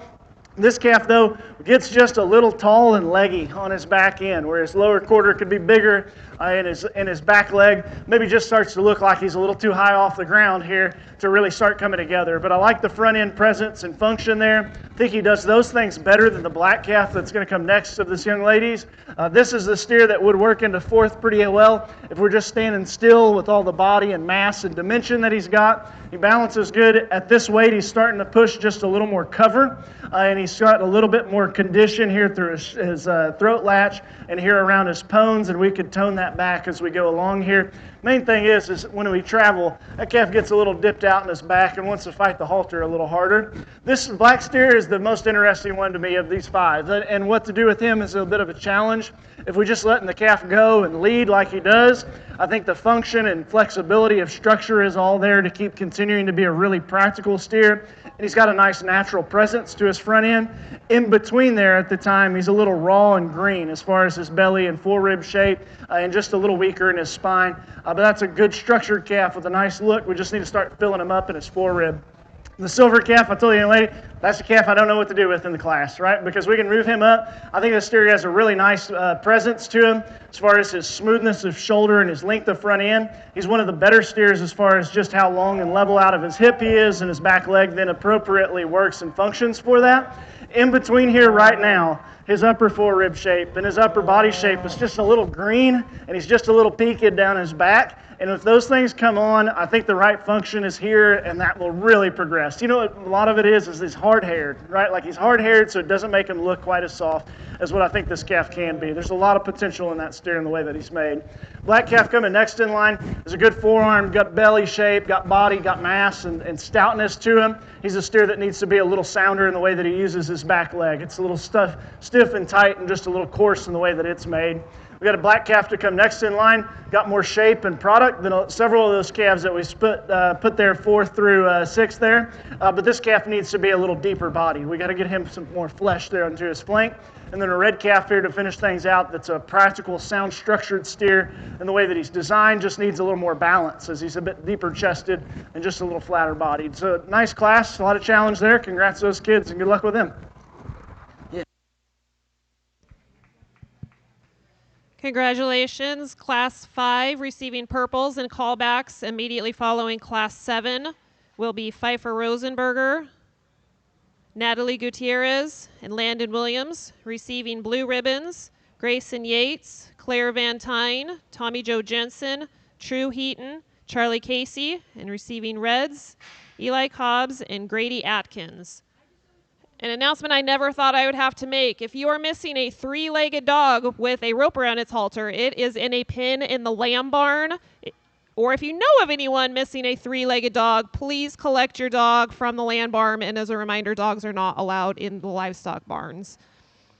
Coming in the ring, Class 6, Prospect 4-H steers, Elliot Keys, Nadia Holt, Hannah Smith, Kinsley Williams, Chloe Weisler, Heifer Rosenberger, and Claire Castern.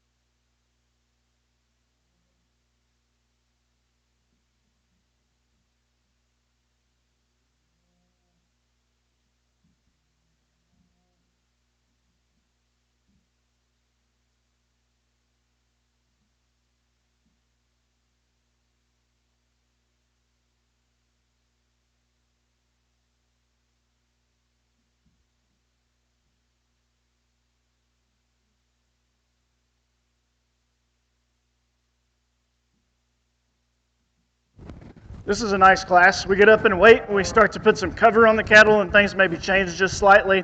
I think the calf we start in the class, though, has got a real presence and look and skeletal quality of design here and feature that to me just makes a lot of sense. He's very complete. Everything's smooth made. He's clean made and attractive. Big hip and hind leg really set in here nicely and make for the right parts to go around. I'm going to be really interested to see him in the lineup because I think this calf has the foundation of all the right things. Maybe just here on his own where I can read a few things is his chest floor is a little bit more prominent than what his forerib depth is. And he's reading a little more progressed as far as his maturity. And so I think he'll be interesting to match up with some of those calves we had down in the 900 pounds. But I really like the foot and foundation. I like the skeletal quality. He's good flat backed, got a big upper skeleton, maybe fades just a little down low from behind, but not much at all. All right, the calf that's second. I'm going to tell this young lady here, the calf that's second does not give you a great first impression. When he first comes into the ring, you see that he's got a little more waddle and condition here in his throat latch, and he's a little shorter fronted. When you get behind that, that is a really good animal, right? Like he is square in his knee and his shoulder. He's really big in his forerib. He's got a bigger, broader forerib shape, more depth of body and more chest picked up than what our class winner is. Back wheel works really good. Love the square pin set in him. That is a really, really good animal that just needs a cleaner neck and just a little cleaner throat latch. Hey, but that is a really good place to start with, young lady. That's a good quality animal. And just tweak and fine. Play around. Practice at home. See how you can change that little part because I think that's the world of difference on the calf. The calf that's going to be third here, man, you talk about broad made, really wide constructed. I love the extra body shape. He is built as wide made as anything we've had for the entire day, and relative to that is structurally still a very acceptable animal. And I think that's a lot to be said on this calf, is that he is still structurally sound for the actual product and dimension and mass that he's got. All of those things balance then well because he is good in the structure here. Where I tweak on the calf and where I think things may can change up there ahead of him is this calf's hip design is a little funky. It's a little round and short and it's jammed up and it rolls into him. And with that, it always starts to make maybe his shorter features come a little bit quicker. But there is a lot of bulk and mass and density to that steer. The yellow Bronco-faced calf is a really interesting steer. He takes a lot of the same bulkiness and ruggedness that calf out ahead of him does, but puts it into a bigger framed, later maturing look. And I think if you wanted to make the argument to switch it and come back to this calf instead, I wouldn't heart that at all because there's probably a 150 pounds difference when these calves finish of where they're going, and that might make the difference of which one's broader and more massive at that point. This calf has got a big forearm shape. I love the big hip, and he's all good for that. This calf right now just gets a little weak in his back and a little round in his hip, and with him standing up on his toes, he just never quite relaxes all those things to come down. But to me, could look like a calf that maybe stressed a little hard coming to the show and just didn't want to come all the way together for the young lady. And as we progress him along, I certainly think he can because I like the ruggedness that he's got. The next calf in line has got a really tall fronted, really clean neck and front end to him. He's good and probably better in his back line and his back line than the yellow calf and better out of his hip than the black white-legged calf out here. But this steer is still just a little paddling and waddling off his back wheel, and we can make that just a touch more comfortable and flexible as he goes. Streak-faced steer, beautiful looking calf, great job on keeping his hair fresh and putting all those things together. The presence of the steer is really good. Where I'd like that calf to be better is he's a little flat from behind, and with being a little flat from behind, he's still a little short in his stride. And I want him to be either really good in his structure, and he can be a little flat, but he's just a little flat and a little bit shorter in his stride. But excellent job there, young lady, doing a great job on all the parts that you can handle. And then our calf here to round out the class is good square back. Neat looking. He's got a good head shape and a stoutness of skull that's right. This calf gets just a nickel straight in his shoulder and front end, and it starts to maybe tip that steer forward just a little bit more than ideal. So very, very nice class. Lots of depth there. Congrats to y'all. Congratulations, and returning for the final round after this next class is Heifer Rosenberger and Elliot Keys. Receiving blues, Nadia Holt, Hannah Smith, Kinsley Williams, Chloe Weisler, Claire Kastner. Coming in our final class of 4-H prospect steers, Savannah Gutierrez, Cammie Williams, Aubrey Kniveton, and Brooke Gustetti.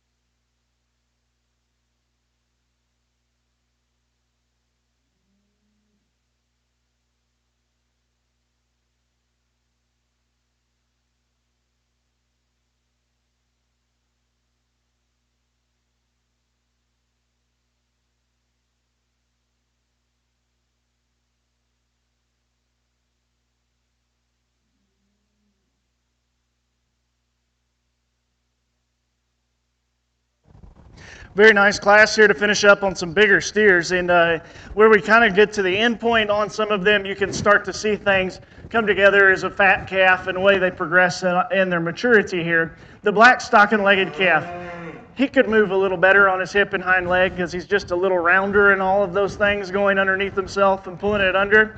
When you take that out of the equation and you look at the rest of the steer, he is a massively bulky animal with a huge round rib cage shape and a really big back in him. He's got enough cover on him to be ready right now, and I think any extra probably starts to detract from him from stem standpoint, so he could become a little fresher here waiting for him to become a better, as a prospect steer, right? Knowing that we need to make it a little further down the road here to maximize him. I like all those things. When we get him out here for the profile, he balances well still, even though he is a little shorter, a little bit more moderate kind of a calf. I like the mass and the bulkiness. He's a really, really interesting steer. Calf that's second can really give you a good look as far as just the proportions of the steer. He's really deep-bodied, but yet still long in his spine and long out here through his front end. And so his proportions of balance, I think, are very good. And everything here still reads maybe a little sounder and later maturing than what the calf that wins the class is. Where I would tweak on him is up front. When you read back through his skeleton, his upper forerib shape starts to flatten just a touch more. He kind of curves in just a little more at his knee and his chest floor than what's maybe the bulkiness of the class winner. But with some of those things, he was also more flexible in the way that it all goes. I really like the calf, but he's not quite as tight together as what the calf that wins this class is. Young lady coming in third here. I really like this calf a whole bunch. As far as functionality to his skeleton, this is the soundest calf in this class in terms of his reach and his flex. I think he sets down his feet really good. And I think that's the only calf in here that would have handled slipping like that and still feel like he felt good, is because of the way that he's made. From a structural standpoint, he's my favorite steer in this class. With the class, though, it's a challenging group because he's pretty good muscled, but he's not as bulky as those other two. And he's just a little narrower chested. He's just a nickel higher in his flank. And with some of his crestiness and his depth of chest, he's maybe not quite as neat. All those things are comparative, and I really feel like this is just one of the most solid calves that we had come through the show, especially for one that's going to place in this spot, just from a fundamental standpoint of function and structure and still having some pin width to him. There's a really nice calf, young lady, and I hope you do very well with him. We're going to round out the class with one that's really neat and attractive through his front end. I like his look through his neck. His jawline's good and clean, and it's high tying. I think all those things from his hook bones forward reads like he's highly competitive, especially forerib shape in the way that it sits into his shoulder. Maybe his back wheel doesn't quite work as easy. He's a little sharper hocked and up in his pasterns, and it's not as attractive in the way that it goes relative to the calf in the 2 and the 3 hole there. But a really neat look and attractive fronted steer that still progresses right in terms of freshness there for that kind of weight. So nice group, but congrats to y'all, and good luck with them. Congratulations, and returning for the final drive is Cammie Williams, Brooke Gastetti, and Savannah Gutierrez. Receiving blue, Aubrey Kniveton. Once we reset, we will welcome the 4-H Prospect Steer final drive in the ring.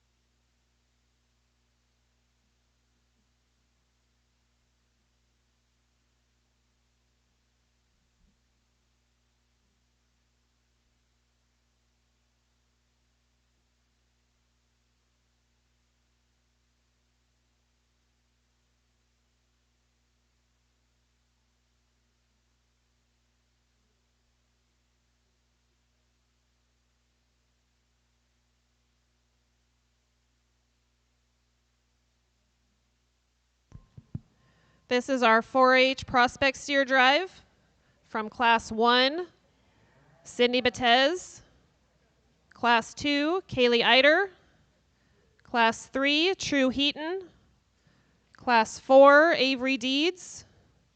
Class 5, Pfeiffer Rosenberger. Class 6, Pfeiffer Rosenberger. And Class 7, Cammie Williams.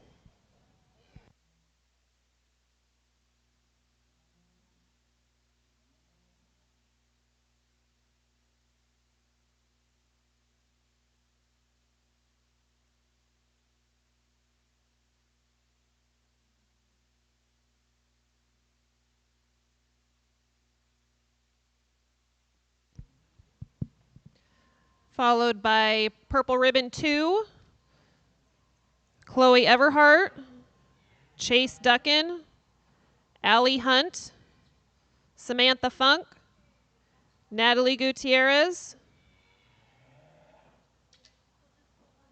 Elliot Keys, Brooke Gastetti,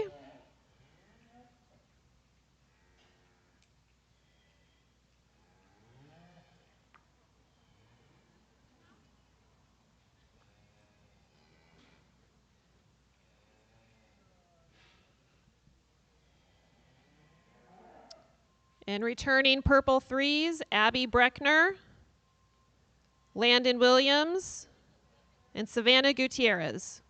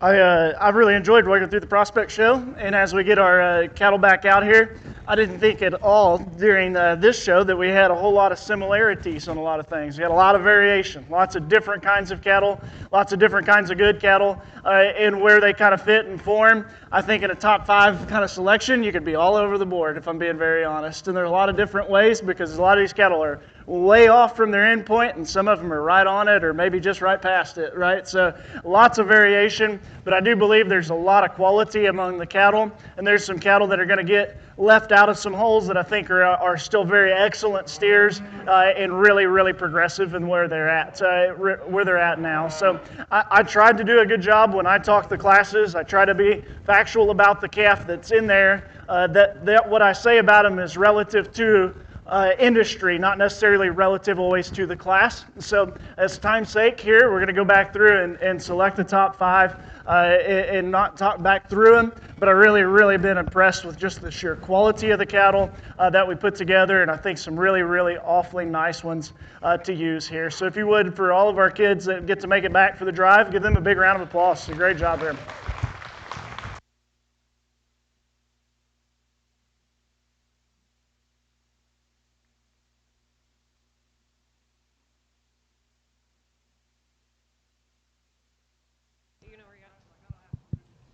Congratulations, Heifer Rosenberger of Northwest Rangers 4-H with our Grand Champion 4-H prospect steer.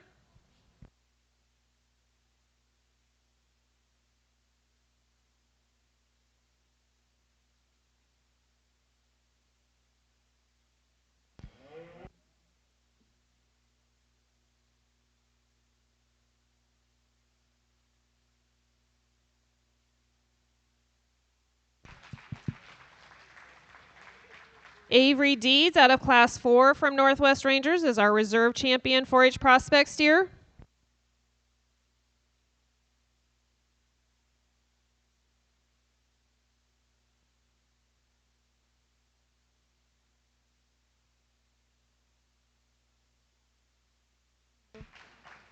In third, Kaylee Eider, Northwest Rangers.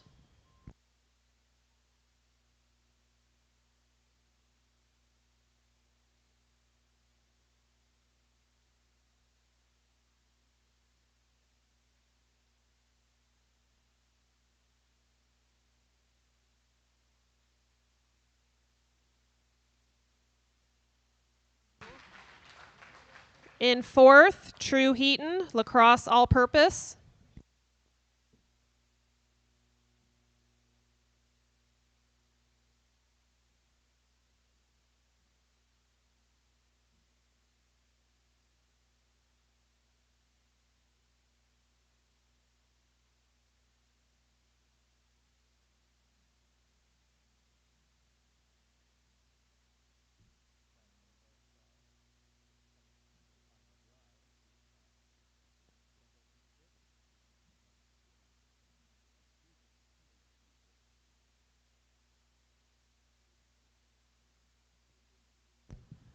And in fifth, Heifer Rosenberger, Northwest Rangers. Congratulations. If our top 5 would stay in the ring for backdrops. We will resume at 1:30 with our FFA market steers.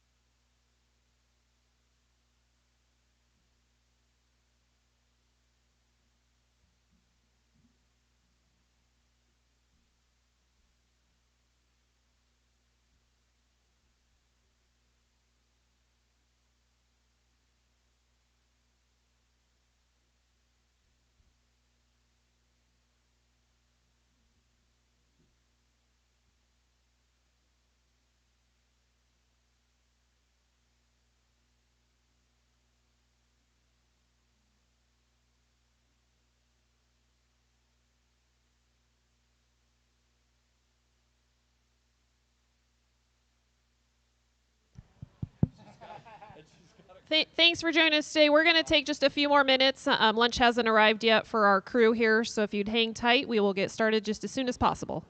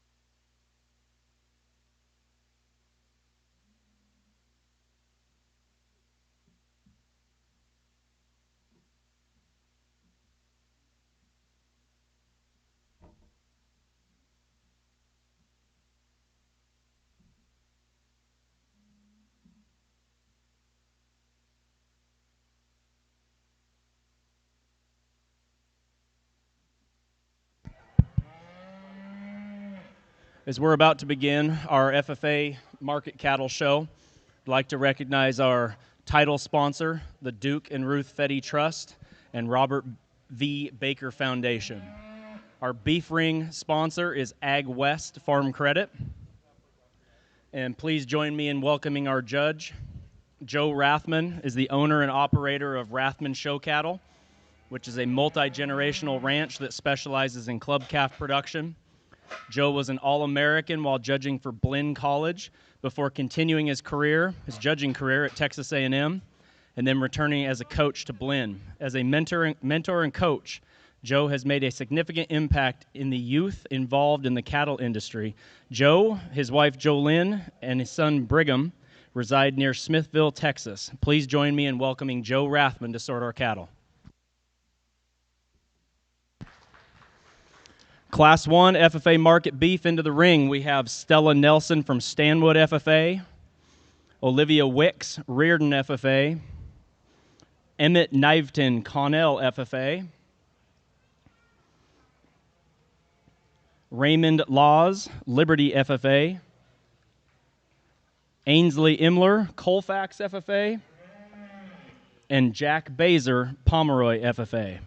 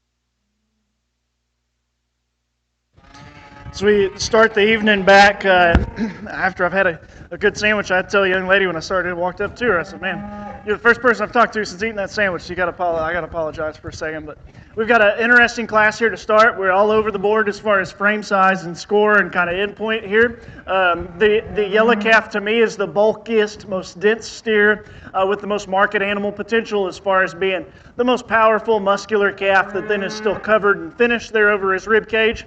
He's a calf that needs more balance and needs to be a bit sounder in terms of his flexibility and structure here, but he's got the mass and power and shape to add to being a good fat steer here at the end as well. The black stocking-legged calf has probably actually got a touch more depth of body and a little cleaner chest floor to flank underline and levelness of top than what our class winner does. He's a steer that though is maybe, as we handle, he looks like he's good and fat here from the outside. Get your hands on him and he's still just a little bit more open there over his last few ribs and could finish just a touch better. He's not quite as good at the surface as what I would like, but I think there's some trade-off among all these top three or so that could be improved in that regard. The painted calf to come next in line has more cover, is a little better finished, and is a little bit better right behind his shoulder as far as his muscle than the stocking-legged steer out ahead of him. This calf to me is just a little tighter, more restricted in the way that he wants to travel there out of his back leg, and he tends to always want to do that to you, young lady. Just duck his head and push, and he never really quite shows how good he can move there off his back end. The young man that's going to come around next here, black calf's got a world of body and dimension there through his front cavity. I like the big full rib shape. He's market ready. This calf's plenty sound structured as well. Got a little bit favor in that, just a touch after slipping in here. I like the front part of this calf. His balance is maybe a bit of a weird situation with him where his chest floor is deep out here and his flank comes back. He's not quite as powerful from behind as what he reads like he ought to be when he's coming at you and from there forward. Then we've got a brockle-faced calf to come next in line. Young man's doing a good job with the steer. He wants to really speed out of here with him. This calf is a really solid, practical, easy-feeding calf that just needs a little more muscle from behind. He needs to be thicker when we get in behind the calf. Silver calf's got a lot of extra grow and length of skeleton. Just needs to finish off. Just got to be a bit bigger bodied and carry a little more cover. So a nice class, great way to start off our FFA show this afternoon. So congrats those kids and give them a round of applause. Receiving a purple ribbon and returning for finals, Ainsley Imler. Blue ribbons go to Stella Nelson, Olivia Wicks, Jack Bazer, and Emmett Kniveton. A red ribbon to Raymond Laws. Class 2. Into the ring, we have Grayson Slaybaugh, Pomeroy. Kennedy Cannon, Pomeroy. Cade Meacham, Connell. Kennedy Cannon, Pomeroy. Trayton Kimball, Pomeroy.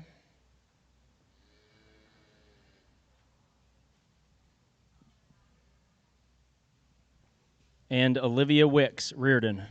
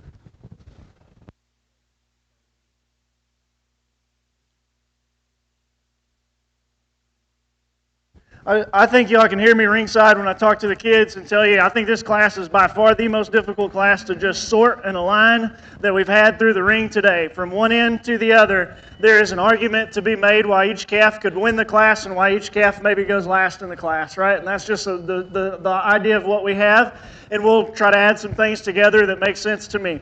The yellow steer is a more difficult calf for me to think that he needs to go towards the bottom end of this group, and that's why I kind of landed in this spot. He's got more muscle shape than most of the calves, and he's got a good finish to him. From a market standpoint, I think he excels the class in that regard. And then with that, he still balances well because he is boxy made and moderate in his frame. And so on the standstill, he can balance as well as anything in here, and he's probably got the best combination of muscle relative to finish. From a structural standpoint, I could see rolling him pretty far down in this group. I think the calf's a little straight in his back leg and a little tight in the way that he moves. And if functionally he doesn't strike you as well as he should, then I don't mind us disagreeing about where that calf goes. But I do like the bulkiness and the body shape and the muscle he's got to be in that spot. This calf that's going to be second, I think it's a really interesting steer. I thought he actually had a little more presence and probably was picked together and pulled together a little better than the yellow calf. And I think that's where he excels. If I'm just going to go for the best looking calf that I can find with a structure that's acceptable, this would be the calf that I would gravitate to. With some of those things, that positivity shows, but I wish that we could excel with it by having his neck and crest be a little bit cleaner and neater, maybe having his tail head sit in a little bit tighter, and some of those things be a little smoother. So those things could change to improve that part. Maybe the bigger hiccup here, when I get my hands on him, he does not touch nearly as fresh. He's not nearly as bold and broad as what several of the cattle out here are going to be. The Shorthorn calf is super interesting. He wound up right in the middle of the class, and I had this calf all over the board in here. If we just made more bone on the steer, then he needs to work up in the group. He's a little too frail in terms of his structure, and it really starts to detract to him. But as we also evaluate some things, here is the smoothest shouldered steer that still is bold in his forerib, still handles with muscle there over his top side. I don't know if he's a super muscular calf because when we read him from behind, he flattens up a bit more, but he does have a good finish and smoothness to him. And when he finally cooperates, not while he's leaving the ring right now, he's got a nice balance and a nice look to him. Calf just needs more bone. This calf that's going to come next in line is really interesting. If he's got just he reads with as much stifle and lower quarter and dimension of width of skeleton from here back as anything in the group. Two things bug me a touch more here. This calf's shoulder blade's a bit upright and forward. We start to see his forearm press outside of his skeleton. With that, then, his underline still kind of runs uphill, and where he's a little higher flank than he needs to be to necessarily balance that well. I touch the calf as just being a little bit bare still and a little behind on his market readiness, but I do like the thickness, the extra bone and stoutness of feature. We just need to blend those things together a little bit better. Young man that's going to come next in line here, this is one of the more muscular steers. I think from that standpoint, he matches the shape of what our class winner did, and he's round in terms of his body and rib cage. This calf has acted like this majority of the time, and it's been just real hard to even see where he is at structurally. And on the standstill, his balance gets pretty thrown off as far as what he is from the side. This young lady that's going to run out our class has got an unfortunate spot. I think this calf can move up. If we just read the cattle for being later maturing and having a frame size that grows and gets there to performance, this calf is one that excels in that regard. I think he also has some pin width and shape from behind. When we're reading him to his upper skeleton, what bugged me about that calf is he is built just a little inverted. He's big up top, but then he wants to crash down low, get a little more tighter, and get tighter in his forerib and heart, and just flatten out from behind. That's a weird class, lots of differences and lots of challenge to sort as far as a lineup, but a nice class there. So give those kids a big round of applause. Receiving a purple ribbon from Class 2 is Cade Meacham. He will come back to the finals. The finals are at 6:30 p.m. tonight. Receiving blue ribbons, Grayson Slaybaugh, Olivia Wicks, Trayton Kimball, Kennedy Cannon, and Kennedy Cannon. Next into the ring, Class 3, FFA Market Steers. We have Reagan Cortice from Lind Ritzville.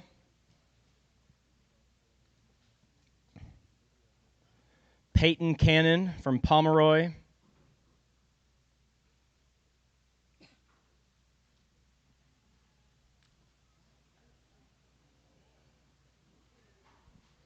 Molly Warren from Pomeroy.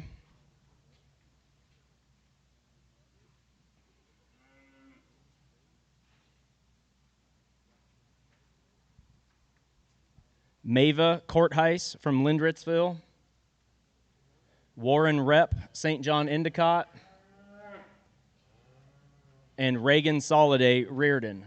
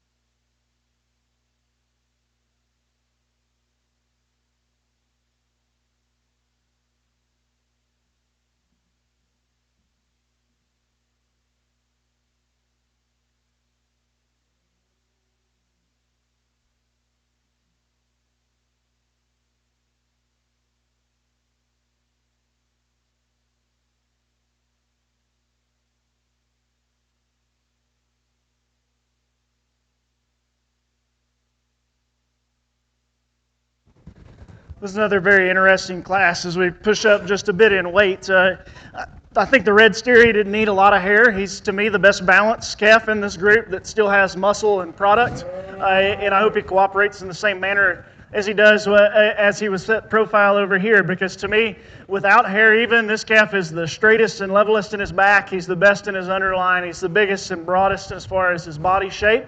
And with those things fit together with what are good in terms of his angles and his skeleton, to me, this is the calf that combines the most functionality with also still being wide constructed and good to handle in terms of his touch and his finish there.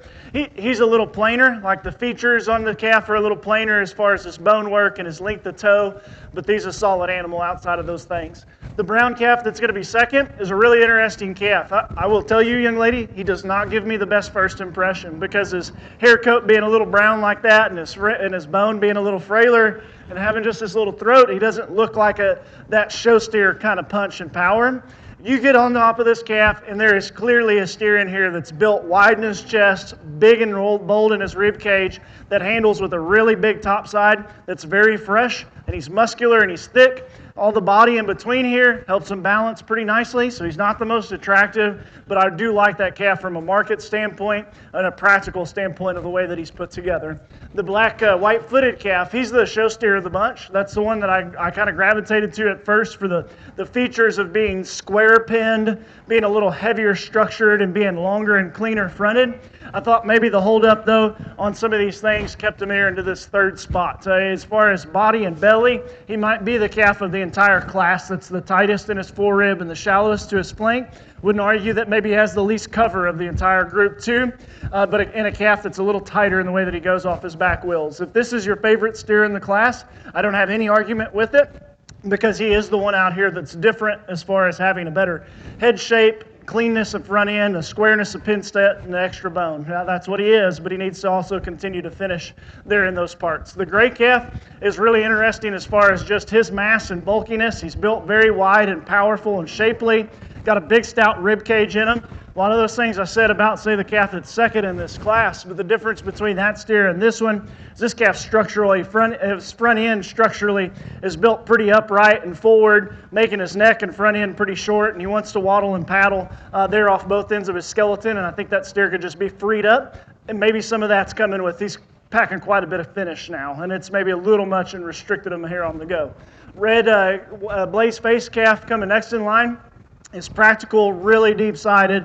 He's got a lot of weight relative to his frame, and I think that's important as far as just good doing kind of cattle.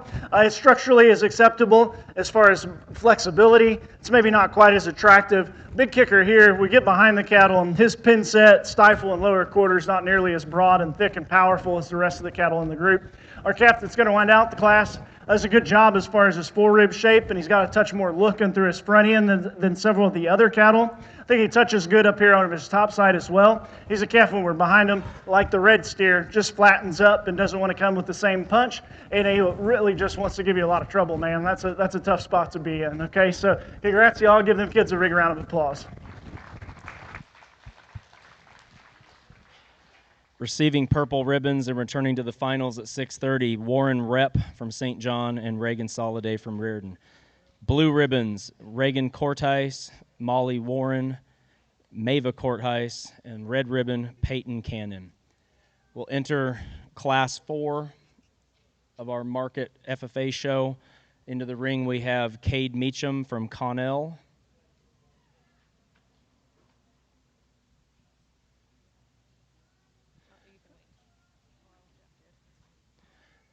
Cade has a Market Heifer, by the way.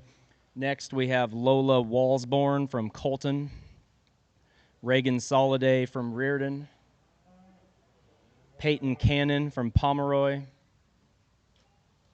Mava Cortice from Lynn Ritzville, and Julian Gonzalez from Connell.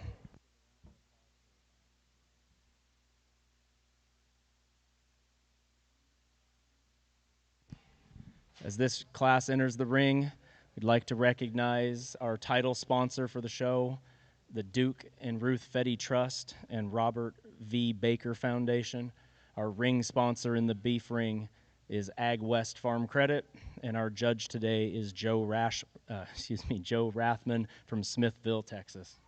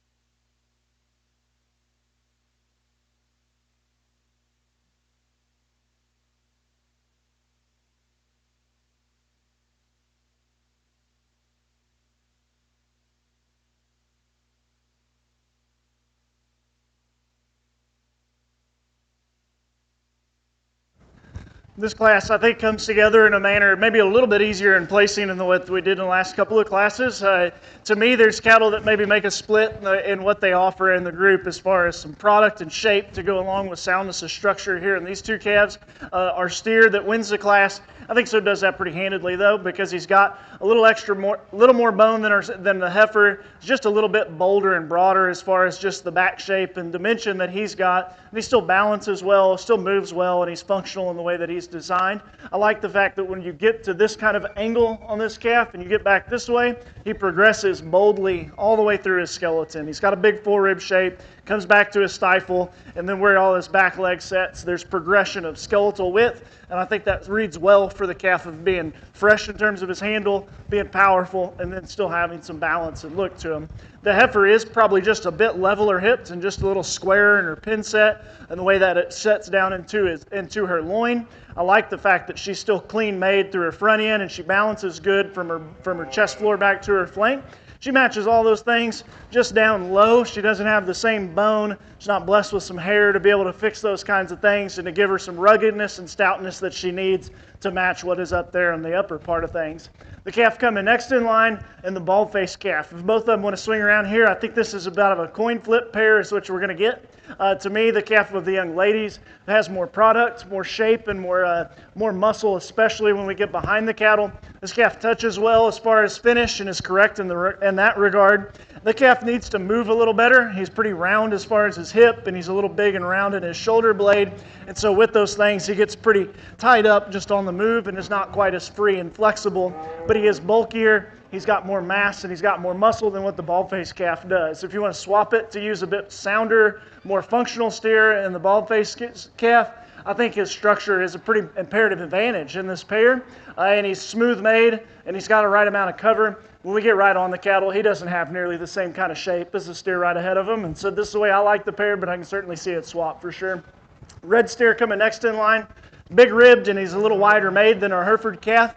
But he's a calf that's got a little too much finish on him and is hindrant there about maybe being a little too fat and pushed along a little too fast is the way that he reads to his skeleton in terms of its stiffness and the way that he's not quite comfortable down onto his feet. Then the Hereford calf, a little freer and more flexible in that regard, has more bone than about 3 of them in this class, but he needs more muscle to match that. He's given up some in terms of his shape and dimension there. So nice class. Give those kids a big round of applause. Purple ribbons and returning for the finals at 6:30, we have Reagan Soliday from Reardon and Cade Meacham from Connell. Receiving blue ribbons, we have Mava Cortice and Jillian Gonzalez. Red ribbons, Lola Walsborn and Peyton Cannon. Class 4 FFA market beef, Class 5 FFA market beef into the ring. We have Tyler Dixon, Pomeroy FFA.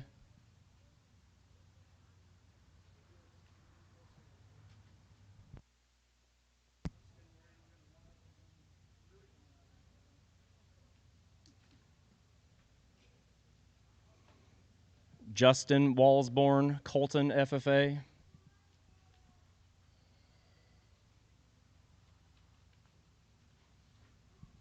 Molly Warren, Pomeroy FFA.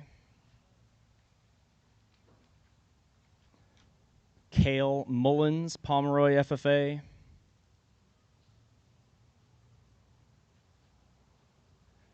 Lila Heineman from Medical Lake FFA with the last 2 in class. So Lila Heineman has the last 2.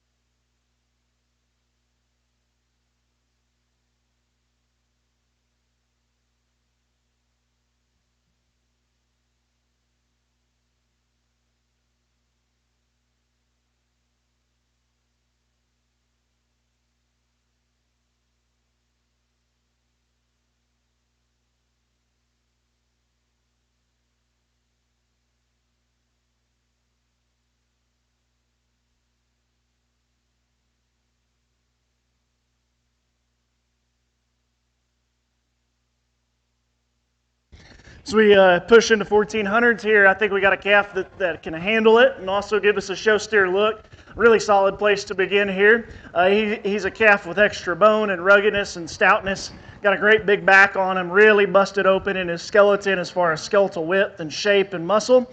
To me, reads as a real good cutability calf, still driven in that regard. And that's the things I kind of like, where I kind of dig into some stuff. I like the shape and the muscle product to be able to be something that's still trim and neat and attractive in his look. And I think that calf hits that button pretty well. He's a steer that I think could use a little more forerib shape, could use a little more depth of flank to try to soften him into a touch more practical of a calf. When we get to that weight, they could start to soften him just a little bit. But no question, show steer look and design with extra product and still mobily functional in his skeleton.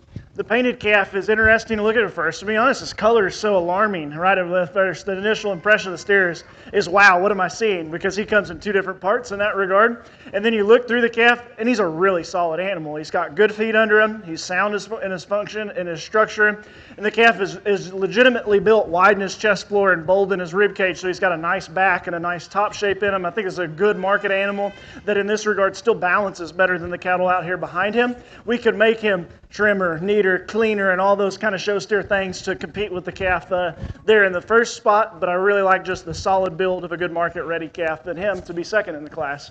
Calf that's third provides more muscle shape than the two big steers, two big frame steers in the class, and then more leanness and trimness than our calf that's in the next spot two down.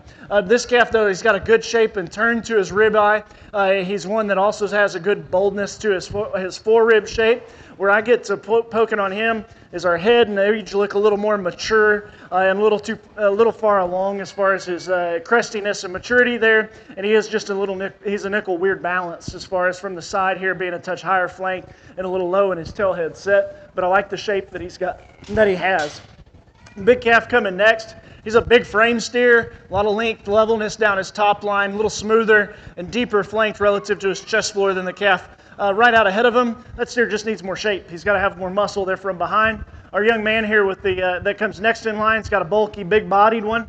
He's got the extra dimension and power. He's got a little too much of the cover and finish and needs to be more mobile because of that. And then we're going to wind out the class with a calf that's got extra frame and growth as well, and is a little trimmer and weighs more acceptable structurally than the calf out ahead of him. That steer just needs to be bolder and have more muscle as well. So congrats those kids and give them a round of applause. Receiving purple ribbons, returning to the finals tonight at 6:30, we have Tyler Dixon from Pomeroy and Molly Warren from Pomeroy. Blue ribbons, Cale Mullins. And red ribbons, we have Lila Heineman, Justin Walsborn, and Lila Heineman. Later today at 6:30 for our FFA Market Steer Show, our buckle, our champion steer buckle, is sponsored in memory of Larry Kohler.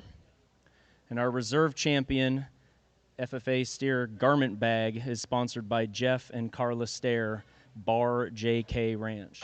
Into the ring, we have our final class of FFA Market Steers, Tyler Dixon from Pomeroy FFA, Quinn Falwell from Reardon FFA, Kaiser Harris from Pomeroy FFA,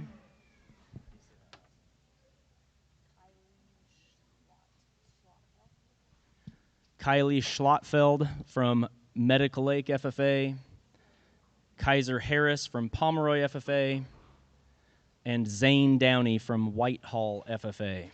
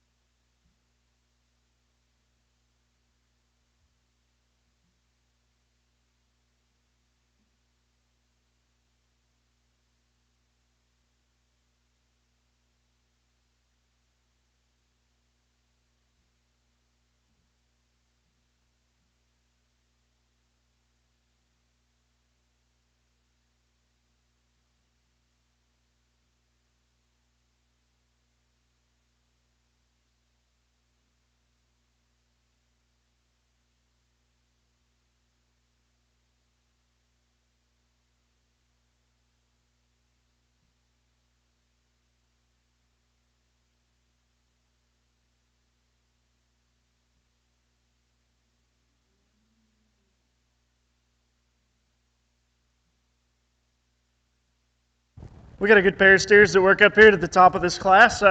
We got some show steer look and all, and then our big hairy calf, man, he's got a different level of look in the way that he's designed. For our biggest steer in the class, he's one of the most mobile steers we've had throughout. He is awfully neat looking as far as his outlines and the way that he's designed.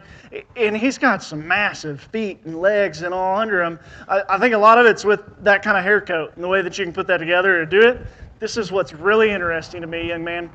You would think if you saw all this back here, you're like, oh man, he's going to have one of those big old noggins on his head. Off the front end of this deal, he's got a really cool head shape to him. And I don't think he reads with that extra age to be this weight. I think he legitimately is a good growing one that's got mass and product to be able to get there. So awesome looking calf, real fresh in his look. Sure, we're big weights, but this is where we're killing cattle out anyways. And I think he actually handles it from a mobility standpoint and a touch of freshness standpoint pretty good. And I could be totally wrong on his age, all right? I'm not going to say that. That's just club calving nowadays of what the age is, but he looks more youthful than what you would expect from one at that size. Then our calf that's second here, I really like this steer, man. I'm going to tell you, I wish we could strengthen his back up and just level it out so his tail head would come down to it a touch. If we did that, he's one of my favorite steers we've had as far as his shoulder blade angle and where it sits back here in his forerib, because he's got a monster forerib shape. He's got a cool market steer kind of look into his front end, and his balance down here to his underline is really spot on, man. And he has a powerful rig. He touches as big over his back, and he's as thick and powerful as anything we had on here. Is he perfectly mobile in terms of just real flexible? No, but he is plenty good in that regard. I think this is a really nice calf, just a little more slack in his top. I like the power, the shape, and all that he's got. The red steer that comes next in line, I think gets into this spot because he's a little trimmer and leaner than a couple of the other cattle here for this weight, and he's got a nice shape there to his ribeye, and then also it's good in his pin set. He's got a nice look, but the calf is starting to get just a little tall, and he's a little tall and needs more belly and body to start to soften him back down in that regard. Black calf coming next in line and gets in this spot because he is a touch leaner and smoother than what the two Hereford calves are, especially here, point of shoulder, all the way back to his flank. Those things come together a bit better. That calf needs more muscle from behind is what he needs. He needs more shape there as we get behind the cattle. The next calf in line here of the young man's, this steer has got a big rugged foot under him, and he's as flexible as anything in this class as far as his mobility and his practicality, but he's also the calf that probably reads the least shapely in his muscle. I wish we could just lean him up or harden him up in his shape, and that I think would make that calf come together quite well. Our big calf that ends the class, this bulky and more massive, of those four steers we sort there, I could see putting this calf several spots higher because he probably has the most topside width and dimension of all four of those cattle, and he has more width up there. You back off of the cattle, and he bugs me a little bit just from where he is as far as his condition and cover there from a cutability standpoint. So some argument to be made in that regard. So nice class. Congrats to those kids, and good luck with them. Receiving purple ribbons and returning for the finals at 6:30 tonight, we have Zane Downey from Whitehall FFA and Tyler Dixon from Pomeroy FFA. Blue ribbon goes to Quinn Falwell, red ribbons to Kylie Schlotfeld, Kaiser Harris, and Kaiser Harris.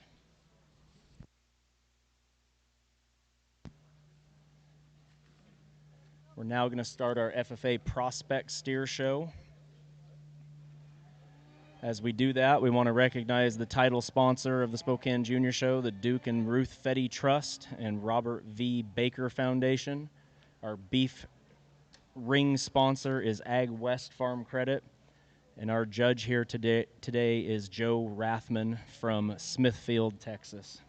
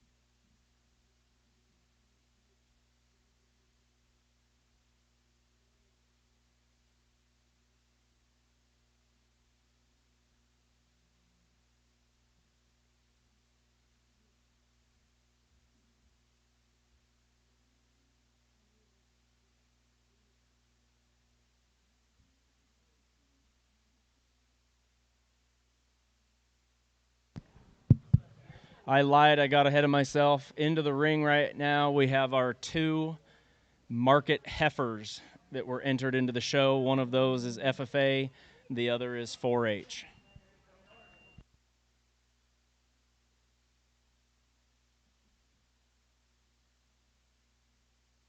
I believe what we've got is we've got our 2 market heifers from the 4-H show and then the FFA show, and that we have a separate division for them within their respective FFA 4-H deal. And I do think it's just good to have them come back out and be able to say that there is can be competitiveness in the market heifers. I think what we're second here, young lady, I don't remember exactly. I think we put the heifer second in another class too. So they can be competitive in the market animal show. But at the same time, this is usually always a good project. In Texas, I'm always so annoyed by that we do not accept market heifers. Like, because of raising their steer mates, you could have excellent market heifer shows, and it makes no sense that we do not do that. And I think I've always wanted to try to keep promoting and pushing that. But I would say, yeah, if you're watching around ringside, you got a separate division here to be able to show in. These both were competitive in the show, but then also out here, whenever you can look through things, you can say, hey, I want to go be competitive with them too. So this is a good way to get them back out here. If y'all would give them a big round of applause, but that's what it is. It's our champion FFA and champion 4-H market heifer.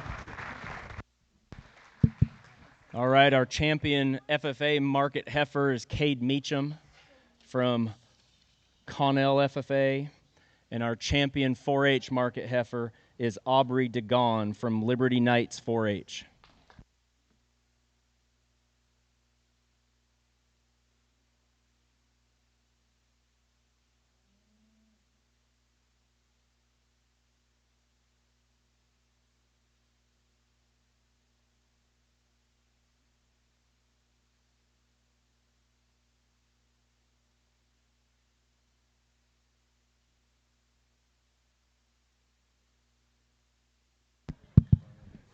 The champion 4-H market heifer buckles were sponsored by 4W Ranch.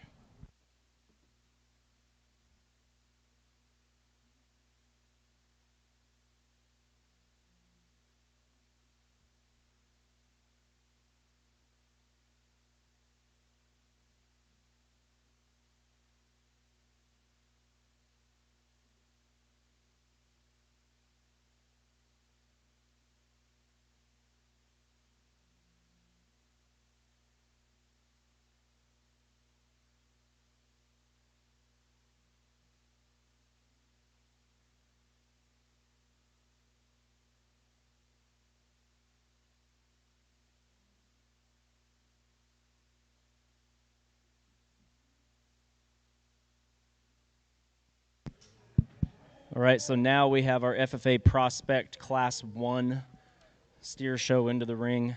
We have Maggie Olson from Cheney FFA, Warren Rep, St. John Endicott FFA, Case Brown, Reardon FFA, Grace Morris, Pullman FFA, Mason DeBolt, Medical Lake FFA,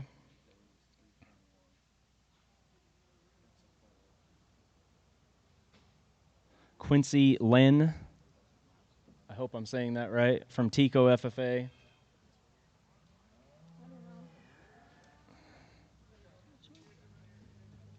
That one. And Ellis Cobbs from Liberty FFA.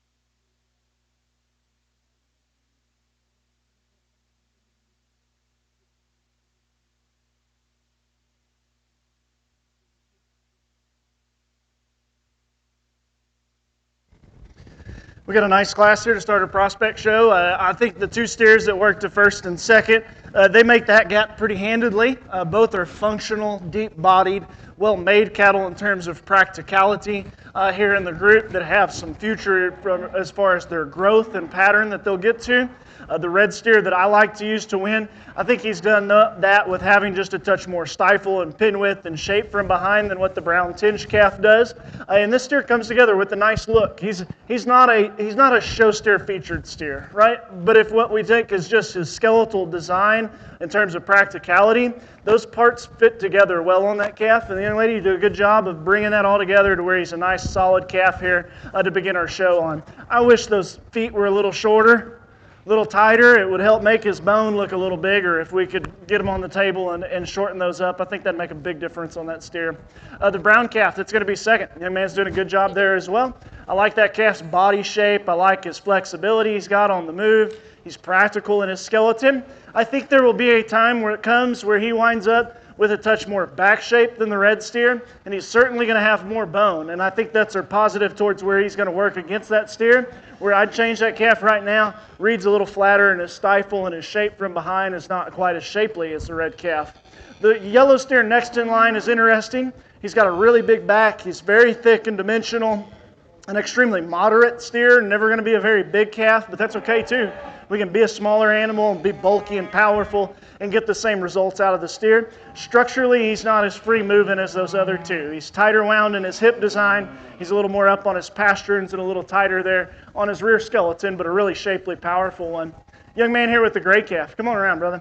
Come around here as we go out. The rat-tailed steer has got a big pin set to him. He's long-necked and long-fronted, and he's good and flat down his back, and I like those parts about him. I think he gives a good look in terms of his design there to his upper skeleton.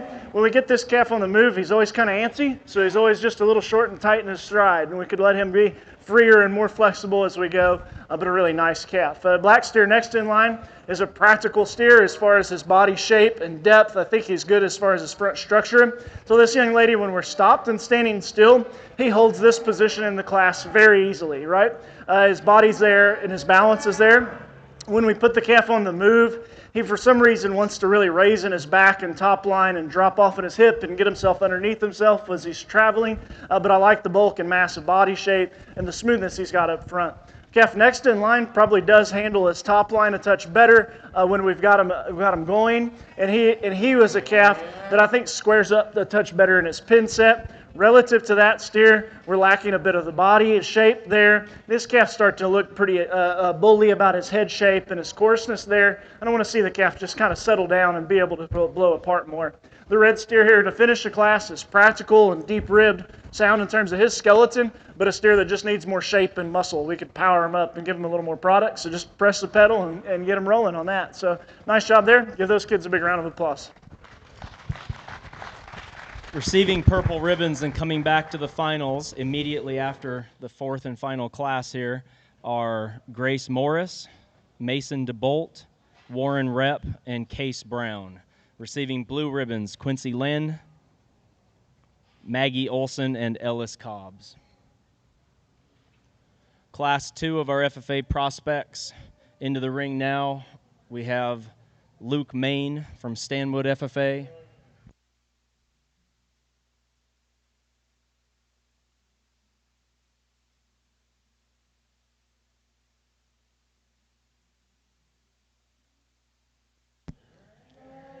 Mickey Healy from Chewelah FFA, Cashley Brown, Reardon FFA, Chance Savage, Pomeroy FFA,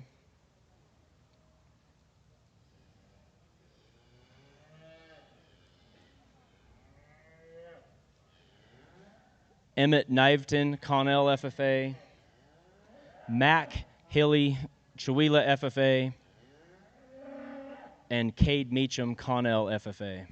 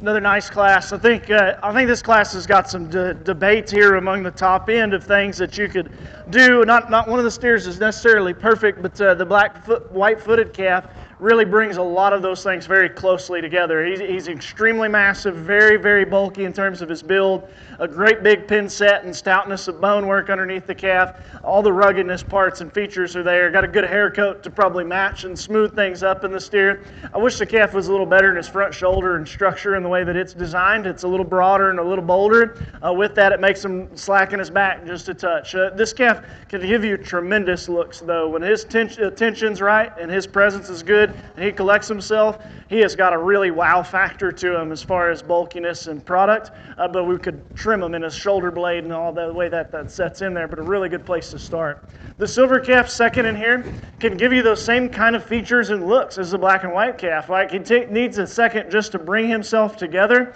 but this calf is massive in his center belly. He's got a lot of extra depth. When we bring him close with this white calf, both these steers I think are a toss-up as far as your opinion of which one of them you like. What I read in him is the silver calf is a little bit more product-oriented as far as his depth of body and his moderation of frame. His face reads a bit shorter, I think, and that helps all of his massiveness therein behind it. And I think that doability look that he's got is my preference within the pair. The silver calf, though, does get a little loose in his back and a little bit round in his shoulder blade in the way that he goes and travels here. But I really do like just the bulk and mass that he's got to his center. The white calf, kind of the opposite made of an animal here. His neck and front end is really freaky. It's super clean and tied together extremely tight. His chest floor is way more picked up, and this calf has probably got a smoother angle or a smoother point of shoulder than both the steers right out ahead of him. Maybe, though, that's also where I'd tweak on the calf. He's kind of broke down on his front pasterns, a little bit straight in his knee, and a little more upright in his shoulder blade angle, and you start to see that as he goes, where he wants to roll up over the top of himself as he goes. He's big pinned, like that about him. In between there, where he reads with the longer nose and face, kind of also shows up in his forerib and his flank, and I think that calf has got to be pushed along to a really pretty fat condition, more so than a lot of cattle to really look right, but those things could really come together quite well.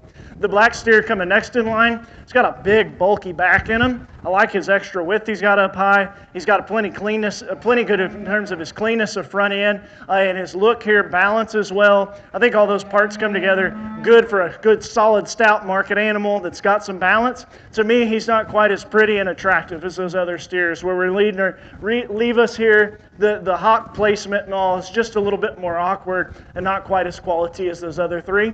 The calf next in line, I like just the tremendous shape of muscle that he's got. He is really powerful, especially right over the top side in behind his shoulder there. He's a calf that structurally maybe gets a bit more upright and restricted in the way he goes there with his toes. Could be shortened up a bit. The calf coming next in line, he's got a lot of practical traits and parts here. I think the calf's functional. He's corrected his size and his depth of body. He needs to just have a bit more shape and product from behind as we could stouten him up there as we go. The calf finishing out the class, lots of the same things to be said about him. Functional, deep-ribbed. He's got a good growth pattern to him about where he will finish. He's maybe even a touch smoother in his neck and front end than the calf right out ahead of him, but needs to have more shape and muscle and bone there to be powered up. So nice class. Give those kids a big round of applause.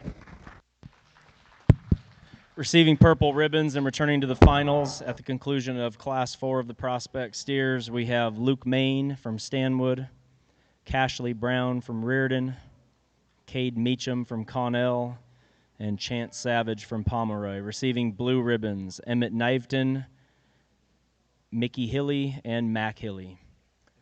Class 3 of the FFA Prospect Steer Show. Into the ring we have Case Brown from Reardon, Emmett Kniveton from Connell,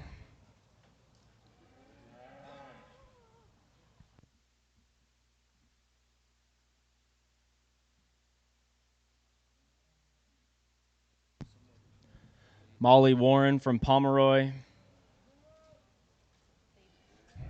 Julian Gonzalez from Connell, and J.C. Cox from Walla Walla.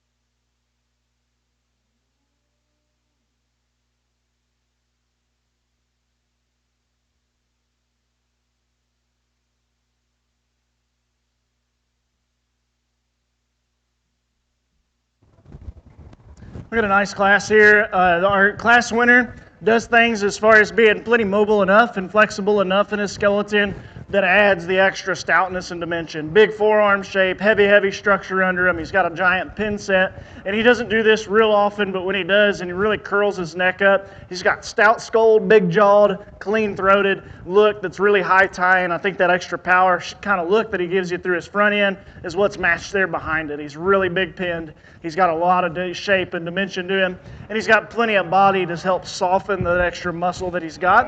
If I would tweak on the calf, I'd like to make him a little better in his foot shape. They're a little curled and a little small. He wants to roll up on them a bit more, and we can start to smoothen some things in where he's just a nickel rough in his forerib. He's just a little bit coarser the way his flank's done there. Our calf that's going to be second, and what we have here, the next few are difficult cattle to sort because they all have really nice parts. They're all just a strike off of where they probably need to get to. The young man that's going to be second, this is the option for power and shape and muscle easily. He's got a great big back in him. He's got a lot of turn to his quarter and his muscle there. He's a calf then that has a neat look to him as far as his head shape and his high tyiness that he has, or the way he ties his neck over the top of his shoulder. But he is a little bit raw yet. He's still a little tight in his forerib and his flank and needs to be softened. Just started to get that maturity of body shape and fat cover to try to match the extra power and shape that he's got. The calf next in line, I think, could be your argument for of these, the one that maybe is a little bit more complete. From his hook bones forward, he's the option that's probably a little bit more correct to go into second here as far as his smoothness that he's got. Really well laid into his shoulder blade. He's attractive in his front end, but he's got a really nice, soft, deep rib cage. And I think that's the strongest point about this steer that we can build around because he gets some good balance from that. When we get behind the calf, he does narrow to his pins and flatten in his stifle and lower quarter. And I think on his back leg, it's just not quite as big and powerful looking, so it maybe detracts from what his stoutness that he can have and will be there. But a really nice bodied calf with a good balanced look to him. Calf next in line has got the right parts. He's got extra length of body. He's got extra shape there over his loin edge as well. And I think his lateness and maturity could be an advantage to the two steers out ahead of him. This calf right now just gets pretty slack in his build. He's going to be a little weak in his back. He opens up in his shoulder and it kind of separates in his elbow. And he too needs to come on with a little more depth of flank there as far as his maturity. But he's real loose made in the skeleton. Should have the options to be able to continue to feed and press along to that very strongly. Our young man finishing the class, best faced, best skull structure, best color we've had out of the whole show. It's a cool, full, bald face. His skull shape is really awesome. It's stout and clean and refined and really chiseled. I love that about that steer. I think it is killer looking, but that calf needs to be sounder on his feet and legs. He's just built a little too upright there on his front end and his rear end, but he has really got an awesome look to him, and I think that that kind of skull shape really exemplifies his quality he does have. So nice class there. Give those kids a big round of applause.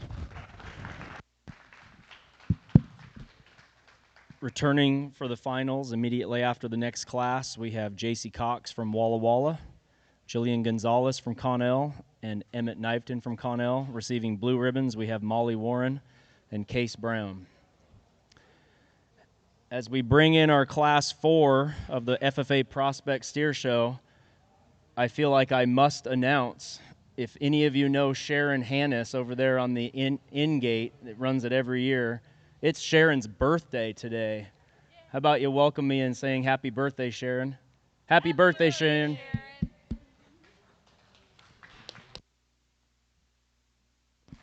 Entering in the ring, we have Luke Main from Stanwood FFA and Kelly Cordill from Lynn-Ritzville FFA.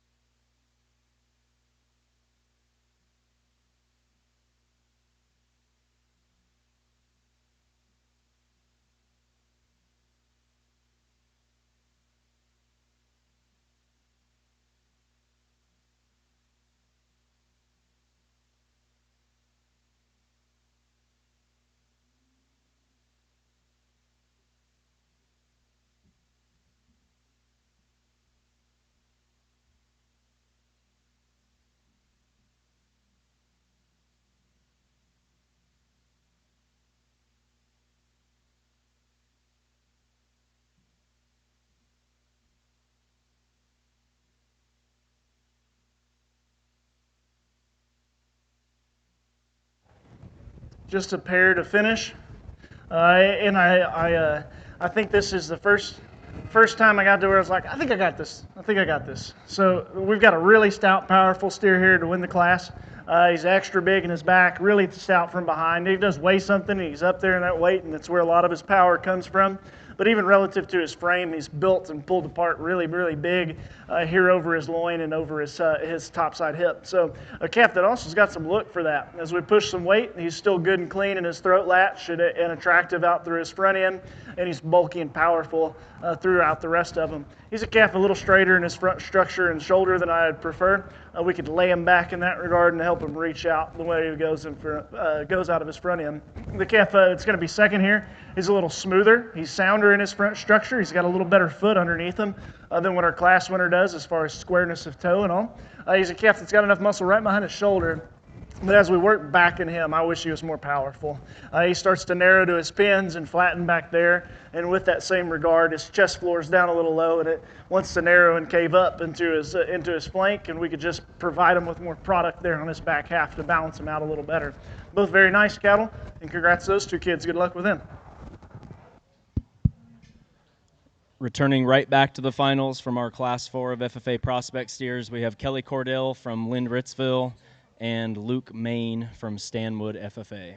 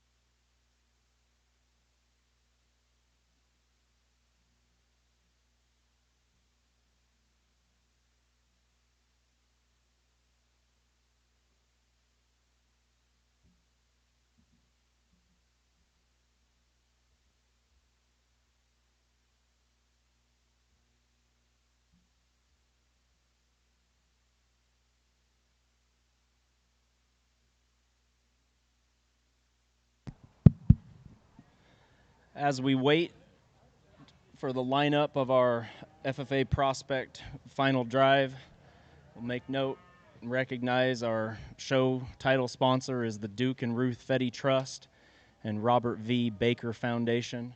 Our beef ring sponsor is Ag West Farm Credit, and our judge today is Joe Rathman of Smithville, Texas.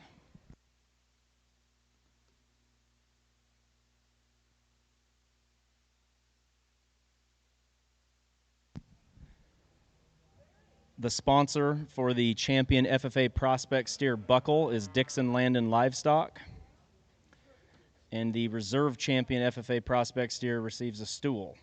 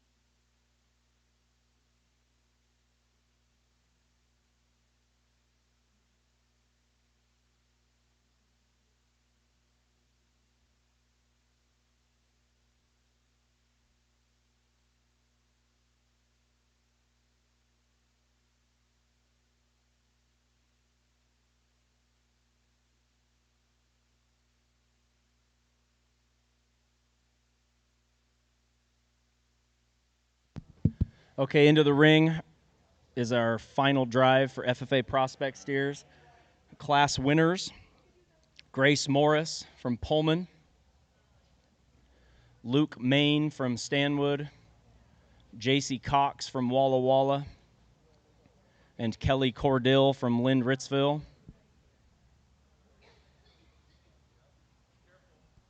Steers that placed second in their respective classes, Mason DeBolt from Medical Lake, Cashley Brown from Reardon, Julian Gonzalez from Connell, and Luke Main from Stanwood.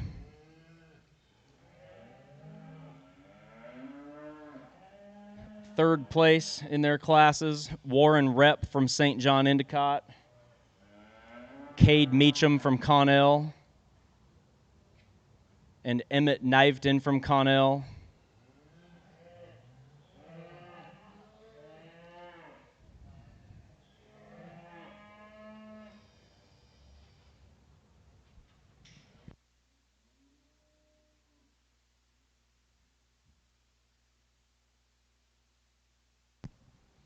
And fourth place from their classes, I do not see him yet, but Case Brown from Reardon and Chance Savage from Pomeroy.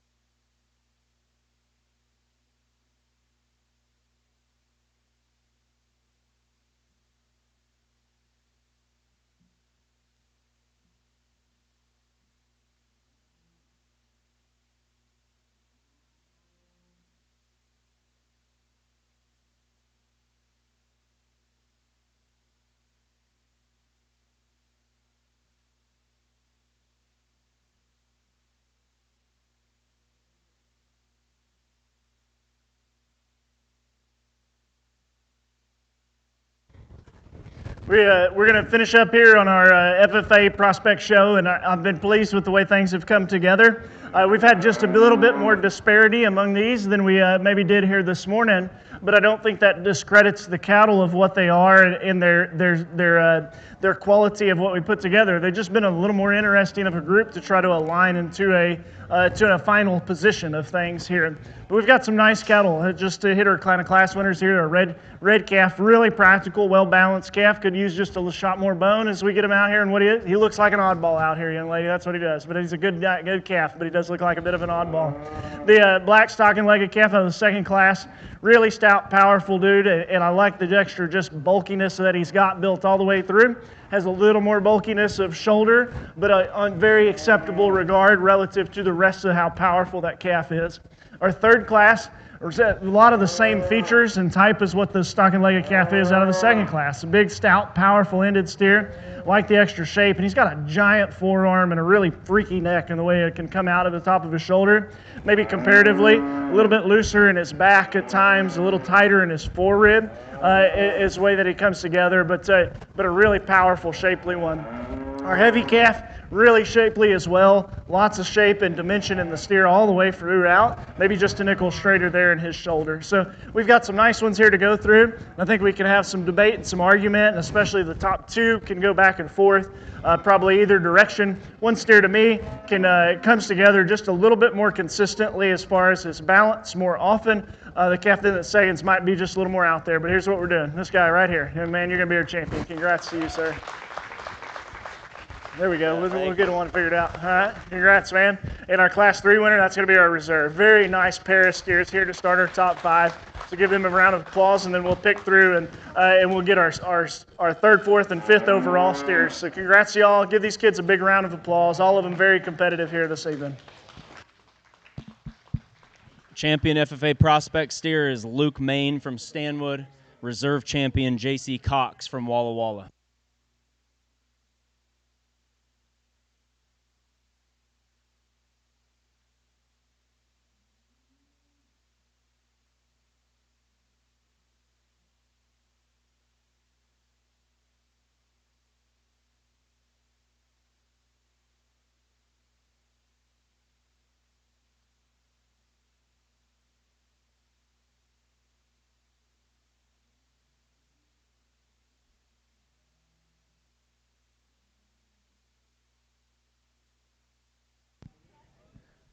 Third overall, Cashley Brown from Reardon.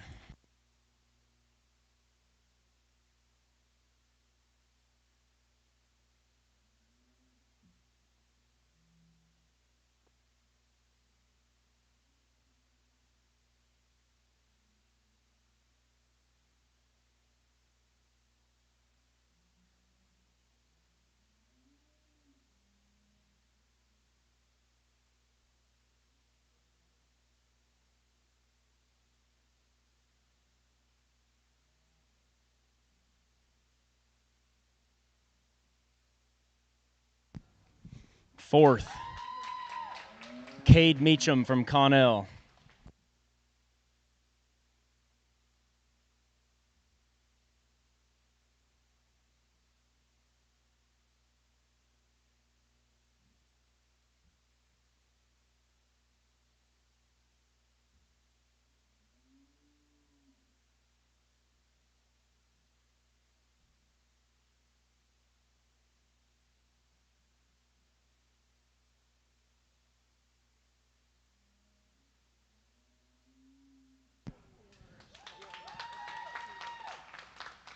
And fifth place, Julian Gonzalez from Connell. Top five, we will take pictures. The rest of you are excused from the ring.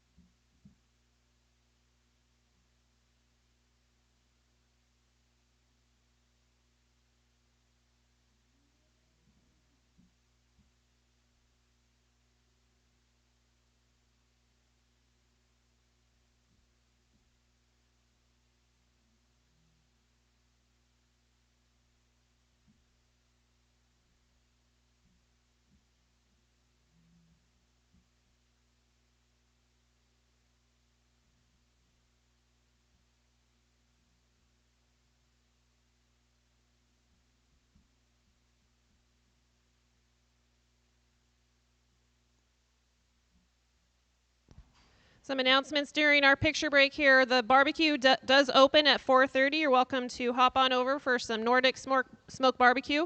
Tickets are available either at the door or on our website. We also have our pallet bin raffle underway. Tickets are just $10. They are limited. There's a QR code on the outside of the door, so get your raffle tickets in for that pallet bin. Donated by Back 40 Bins and Bales.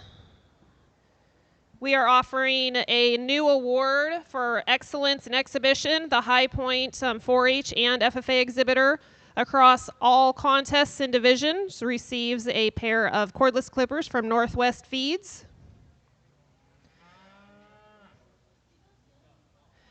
And thanks again to all of our interns and Washington State FFA officers for helping us out in the ring today.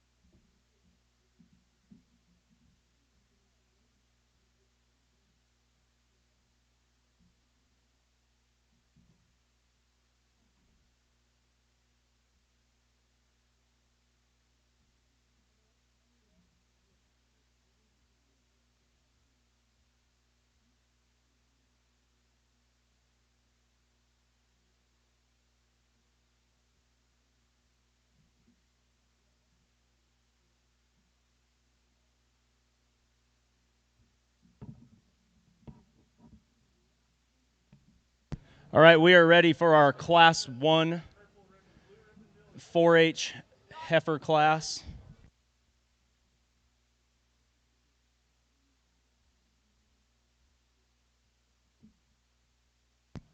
All right, Class 1 of our 4-H heifers. Welcome into the ring Mason Lewis from Odessa, Junior Livestock 4-H. Hannah Smith, 89ers 4-H. Austin Brash, West Plains Rangers 4-H. Abby Breckner, Getting Grit 4-H. Autumn Dixon, Blue Ribbon 4-H. Tommy Joe Jensen, Grow 'em and Show 'em 4-H. And Sydney Betez, 89ers 4-H.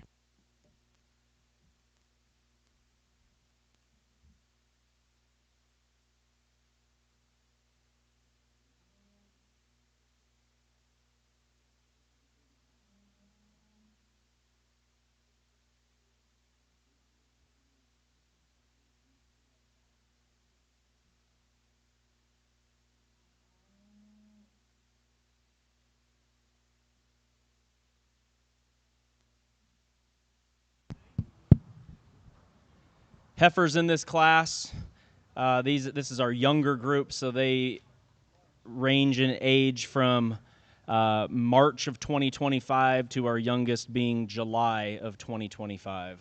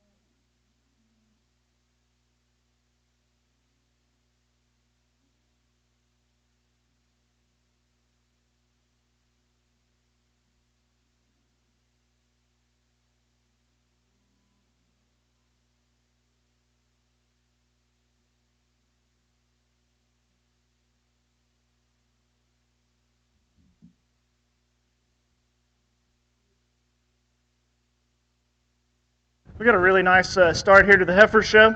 I think exceptionally good looking and attractive heifer here to begin the class. I really like her up-headedness. She's really super high tie-in. Got the big, really cool chest floor, but yet she's still wide and powerful and real sweepy into her knee set and her front structure.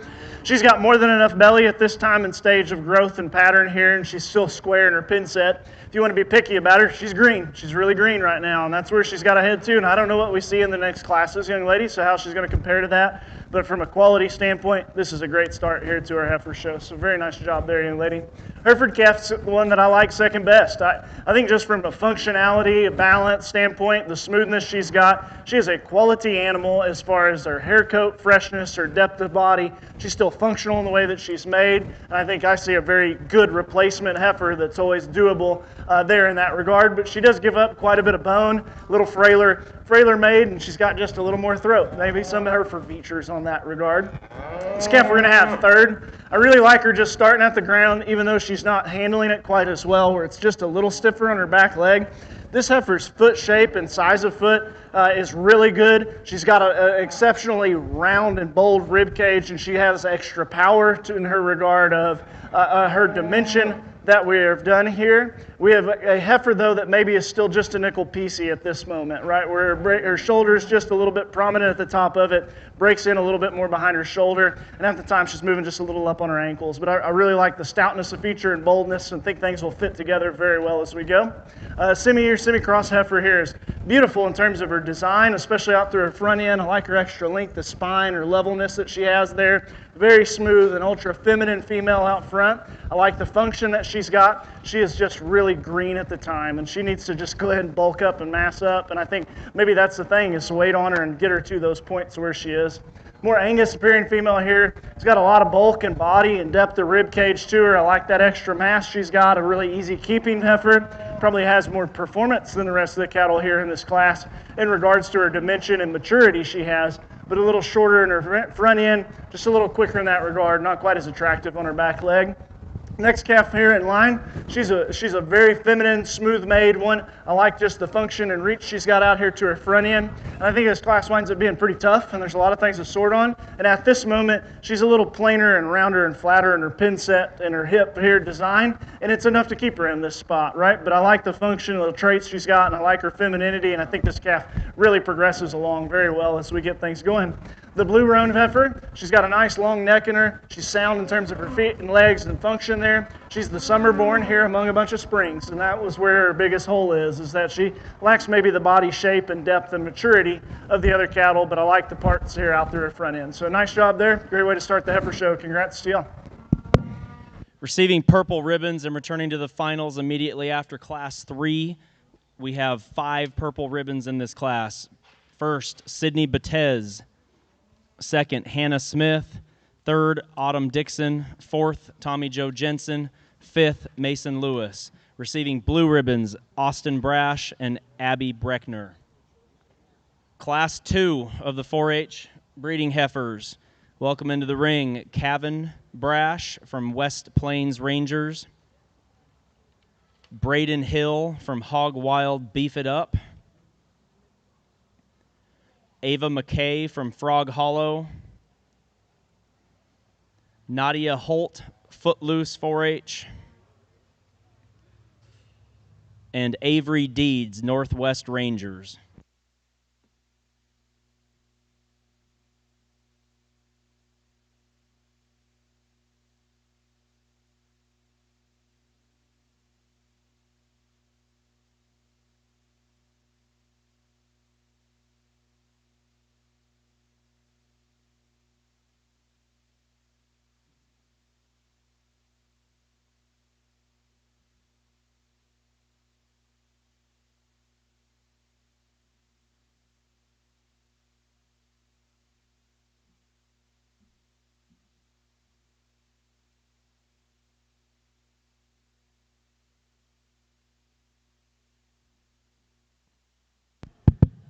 Heifers in this class are by age. They range from dates of birth of March 1st, 25 to March 4th of 25.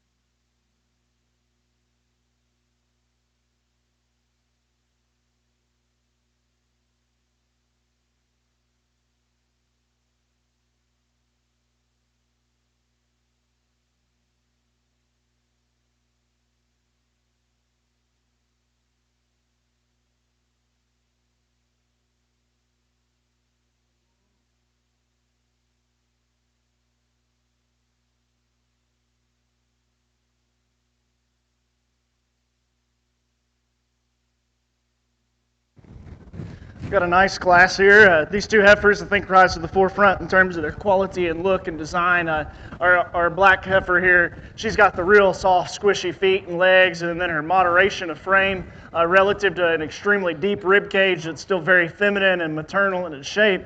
It really draws up a very, very high quality look. She's not a power cow, but she's a really good function cow with a lot of show quality look and feature and presence to her. Very, very nice place to start there.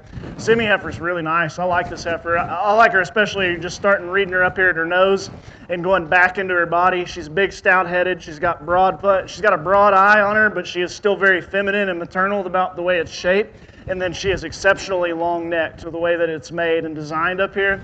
And her shoulder blade sits in good, forerib comes together. The highlights are out here for my liking. Maybe on the back part of her, she maybe falls into second here. She's a little sharper in her hock. It's just a little plainer in its set relative to her black heifer, who is a little fresher than what she is. But I really like the quality look and design of that one. Next three can have a bit of a toss-up. To me, this is the greenest heifer with the least performance in the class, and that's why she's third and not up with those two. Quality-wise, she's the better looking, more attractive female in terms of her balance and structure than the next two, and I think that comes together well. Didn't want to let you do it right there, but that's okay. I got to see the right parts of where we got to there before. Calf next in line is the boulder-bodied, rounder rib-caged one here of these three. I like her shape of rib that she's got. She's going to come over here and try to give it a lot better look. Maybe over here where I picked on her is I thought her shoulder blade ran just a little uphill and a little upright, top of her shoulder a little high, prominent, and there was some discrepancy between where her spine wanted to reach and where her neck wanted to pull together, and we could have toned that in together and tied it together a little neater, but I like the round rib shape and power she's got. The heifer next in line's got more performance and more smoothness from shoulder back to forerib than the two calves right out ahead of her, and I like that she is further along like this with a little extra depth of body. I read her to be just a little flatter from behind, a little plainer in terms of her bone work, and so she's not quite as stout and attractive. But a nice class there. Congrats those kids, and good luck with those females. Receiving purple ribbons and returning to the finals immediately after this upcoming third class are Avery Deeds and Ava McKay. Receiving blue ribbons, Braden Hill, Kevin Brash, and Nadia Holt. Now into the ring, Class 3 of our 4-H heifer show. We have Tommy Joe Jensen from Grow 'em and Show 'em.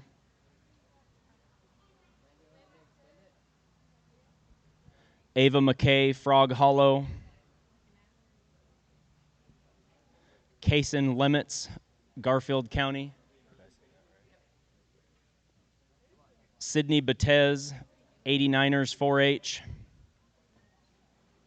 And Alexis Lindgren, Garfield County Livestock. Heifers in the ring are our oldest class. They range in age from September of 24 up through late February of 25.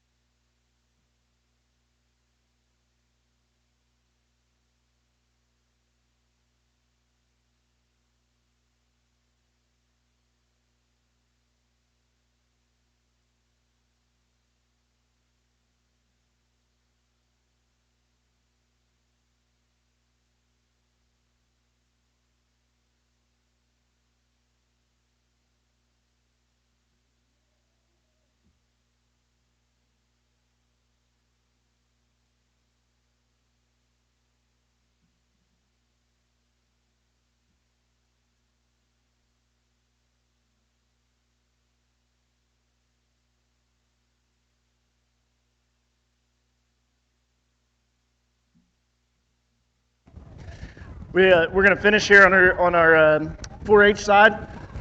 Big Hereford cow here to make the round out of our class winners. She's broody, she's wide constructed, she's got the extra mass and dimension. She still is very refined in her teat design, still smooth in her pattern and build for being a good brood cow like that. I think her front end comes together in a really attractive manner that then matches everything behind that. And I think that's what speaks a lot of quality, that it doesn't have to be freaky, but it's got to match and fit together. And I think this cow does that very, very well. She does chunk up with the maturity, and it'll be interesting since we got some younger ones to throw out there for our overall drive. But I like the mass and brood cow power of a very functional female there to win her last class. I think all these next cattle can have some debate and some sort in very different manners. If y'all want to all bring them around here and set them into motion, this class I think can have some awfully different sort to go throughout the next things. The bald-faced calf I use, or the heifer that I use here in second, to me provides more foot, more bone, and more dimension down low as far as the rest of the cattle. She's built a little wider, she's built a little bolder and rounder in her rib cage. To me, those things strike me as a more productive female as we set her off out into the future. I do not think she is as neat and attractive in her spine and her tail head as maybe what the next heifer calf is, but I think it comes together and fits well with her, and I like the function she still has to still have the product or the dimension advantage over the next cattle.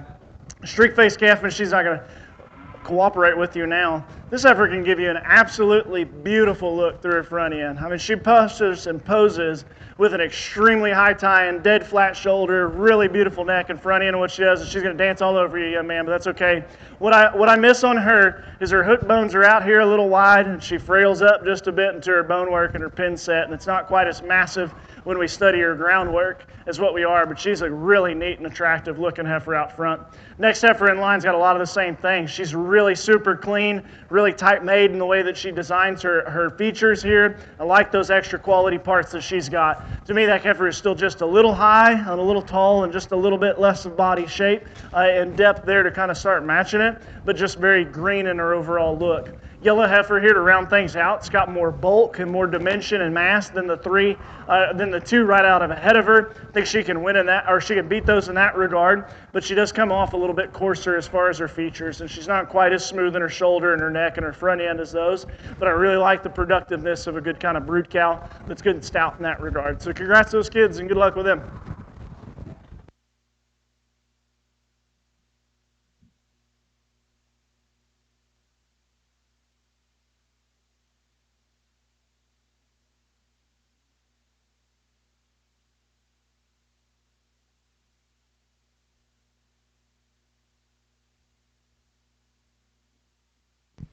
All right, receiving purple ribbons and returning to the finals, which will come in here momentarily, are Sydney Betez, Ava McKay, and Kason Lemets. Receiving blue ribbons, Tommy Jo Jensen and Alexis Lindgren.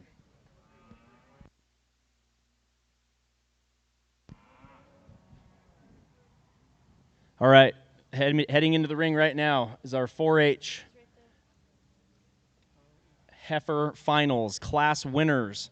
We have Sydney Betez, Avery Deeds, and Sydney Betez.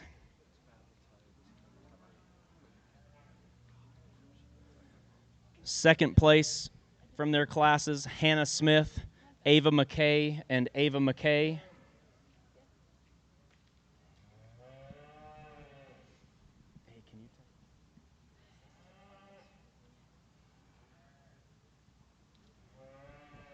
Third places from their classes, Autumn Dixon and Kason Lemets.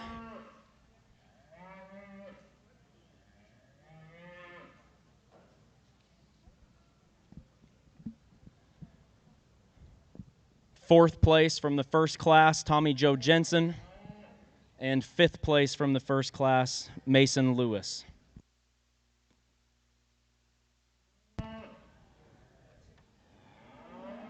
The 4-H champion breeding heifer buckle is sponsored by Spokane County Cattlemen, and the reserve champion 4-H breeding heifer crate is sponsored by CoBank.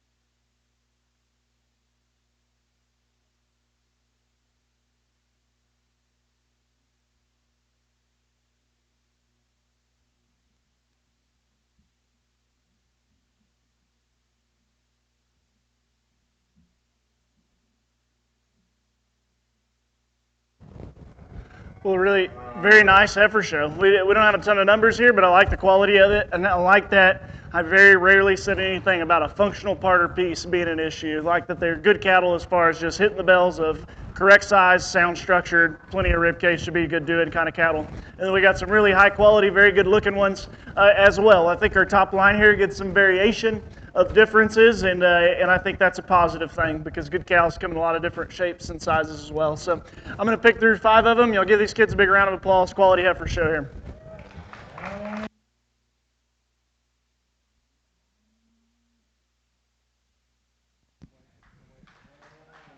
Champion 4-H breeding heifer Avery Deeds.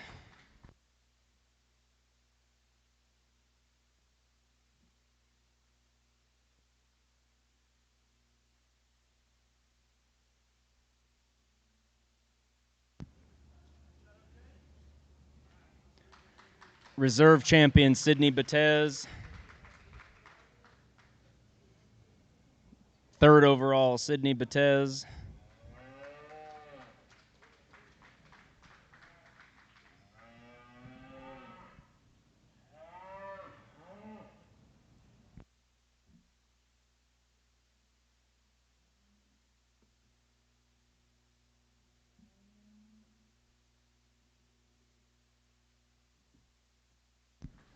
Fourth, Ava McKay.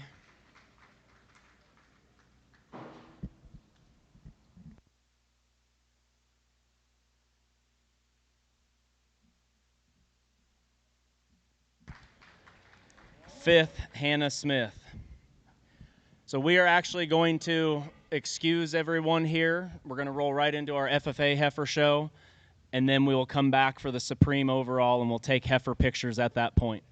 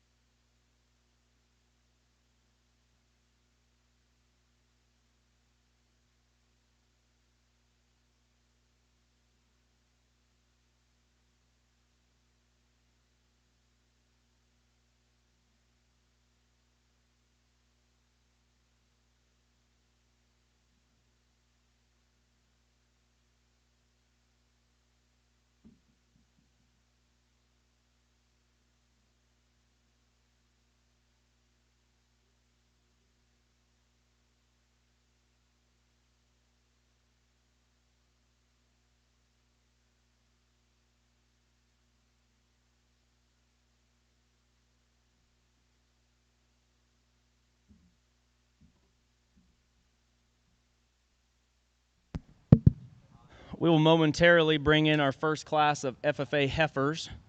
While we're waiting, acknowledge that our show title sponsor is the Duke and Ruth Fetty Trust, the Robert V. Baker Foundation. Our beef ring sponsor is Ag West Farm Credit, and our judge here today is Joe Rathman of Smithville, Texas.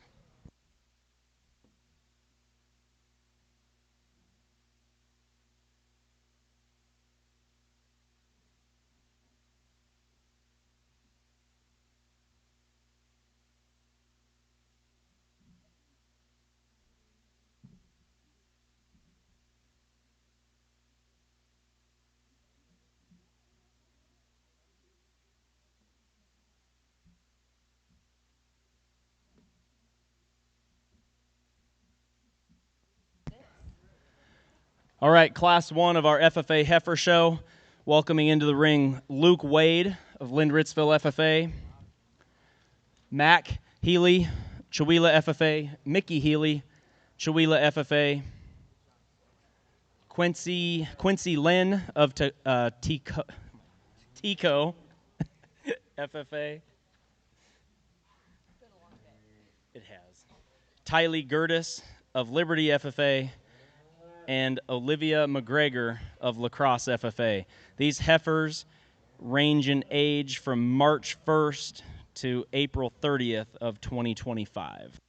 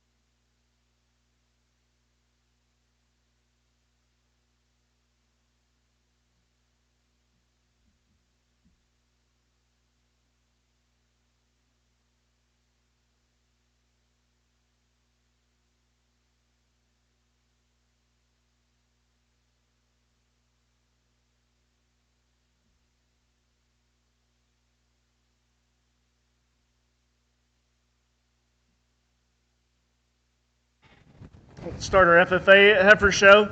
A young man that begins this class, heifer that's really good on the move. I really like her. She comes together the best whenever we're traveling. She holds her spine up a little better at that time, and then what you get to read in the rest of her is long, cool neck and front end, big sweep in her belly. She's got a stout feature to her, and she's built wide and square in her skeleton. I like all those features and the way they come together. I think are very unique in the way that she's progressed, here at this kind of growth and age. And I see a female that's going to continue to fill out and bulk up even more, but yet still have the height and front end look to still stay late maturing in her look. Her worst look when we get her stopped, she wants to just slack off at her top. I don't really know why she does, because when we set her into motion, she brings it all together very, very well. So very neat heifer to start there. Heifer that's second and a third, I think are a little tighter pair because they offer a little bit different future from what I see in them currently at the time. The heifer I like second has an advantage in terms of skeletal width and mass over the one that's third. And why she's going to be second is because I think she actually still uses her back leg better than what the heifer does in third. And now she's going to come together and give you the right look, okay? Because she hadn't totally given me this yet before. She's bulky, she's round ribbed, she's powerful, and I think good at the ground. At times I thought she was reading just a little more open in her shoulder, just a little coarser and lower in that tie there, and so she wasn't quite as feminine, not quite as neat in her features in that regard, but a good bulky kind of cow that really comes together well. Star-headed calf, she is a really neat, very beautiful fronted, extra feminine heifer. I think she's very loose in the way her front end travels out ahead of her, and then she's still very square in the way her shoulder blade lays together there right behind it. What I'd change on this female, back leg motion is still just a little pulled in, a little sharp at her hock, and it gets just a nickel plain. And I wish we could stouten that up and maybe make it just a touch more flexible. Front half of her, very awesome though. Next heifer in line's got extra length and prettiness. She's attractive in the way she's designed, very smooth in her makeup and the way she's built. She's a heifer that matches to those, needs just a touch more bone and a touch more shape whenever we set behind them, but I like her function. I like her function, her smoothness she's got. And the heifer then standing right behind her has got maybe just a touch more shape and spring to her forerib than that female. And she is going to be a little more moderate, maybe an easier fleshing female as we get along a little ways further down the road here. Relative to her, though, this heifer is a little shorter and rounder in her hip, and her lays a little low, and her tail head sets a little low, so she's not quite as attractive there in her hip and hind leg relative to the one ahead of her. So, we're going to end the class with a good thick little heifer. She's stout and powerful. She actually still is pretty sound structured for those things as well in terms of flexibility, but gives up the size and frame score relative to the others as far as her future growth there. So congrats to those kids. Give them a big round of applause.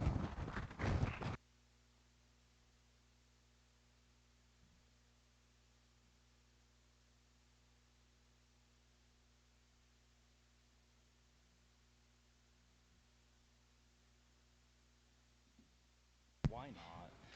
All right, from FFA Breeding Heifer Class 1, we have 3 returning for the finals. Those are Luke Wade, Olivia I. McGregor, and Tylee Gertis. Receiving blue ribbons, Mac Healy, Mickey Healy, and Quincy Lynn. Class 2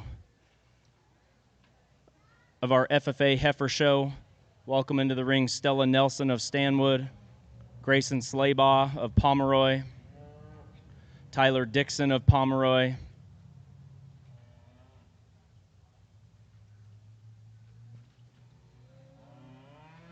and Olivia I. McGregor from La Crosse.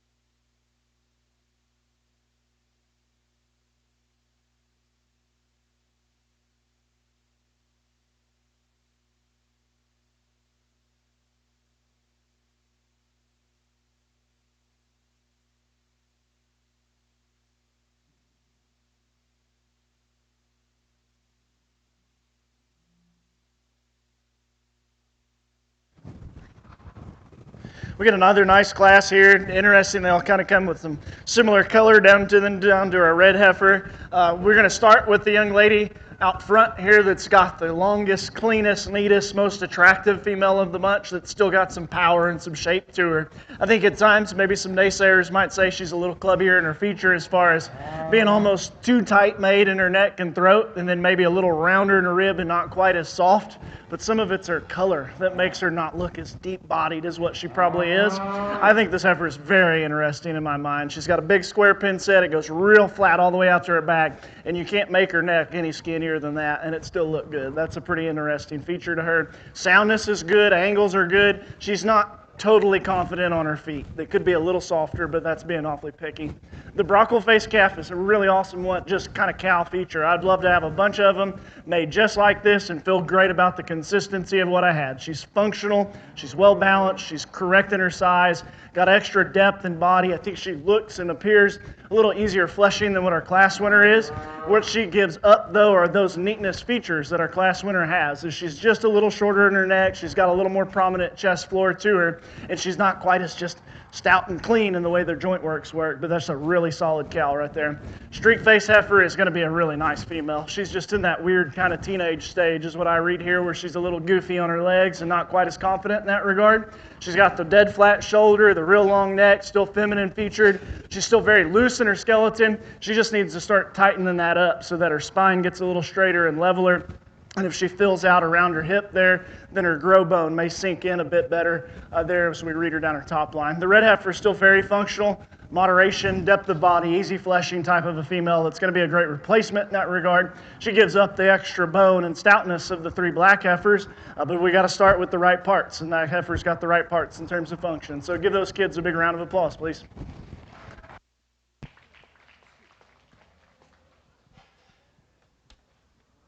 Returning from Class 2 into the finals, which will be immediately after Class 3, we have Olivia McGregor, Tyler Dixon, and Grayson Slaybaugh receiving a blue ribbon, Stella Nelson.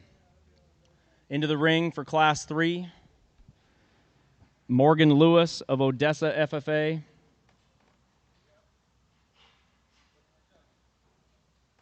Mason DeBolt, Medical Lake FFA,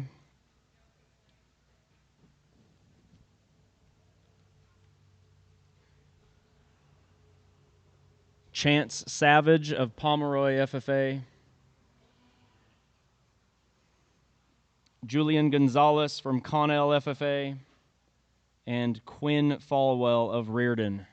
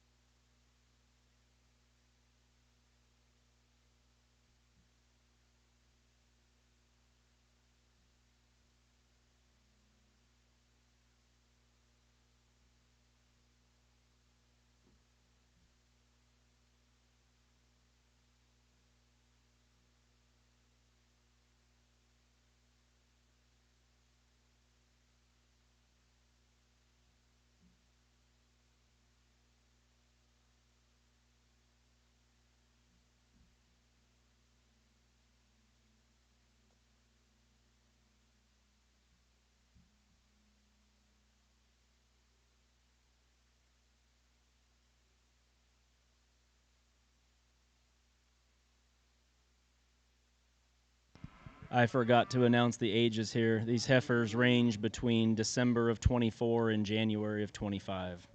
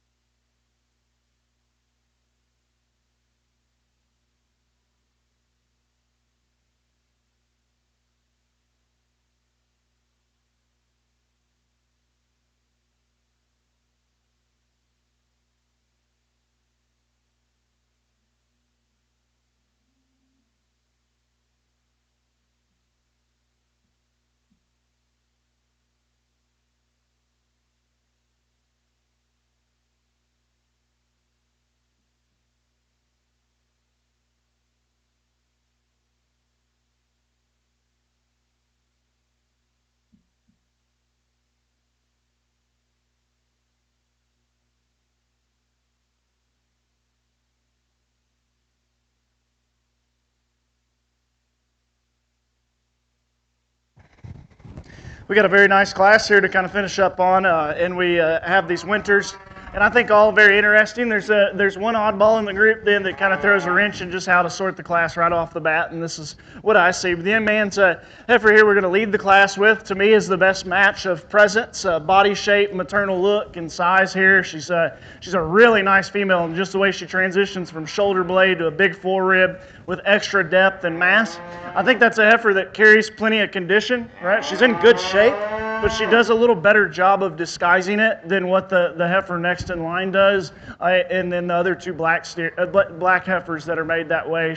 She's got a maternal look. She's sound. She's functional. I wish she had a little more bone and a little shorter toe or a little bigger foot to maybe try to match up of that downward or the things down low to what she's got up above that. Next two are totally opposite of each other. I'm going to elect to stay on the safe side, I guess, here with the higher performing female. It's got a little more body and shape, and she's stronger in her back line, a little bit more feminine in the way that she's made at the time. I wish this heifer was probably just a nickel trimmer as far as her condition, because I think her genuineness of base width and body shape is still there, and with a little extra condition she's got, it starts to show that she's a little frailer, right? That her frailness maybe takes away from her balance there, but I think she's functional, big rib, she's well put together, just needs a little more bone to match that a touch better.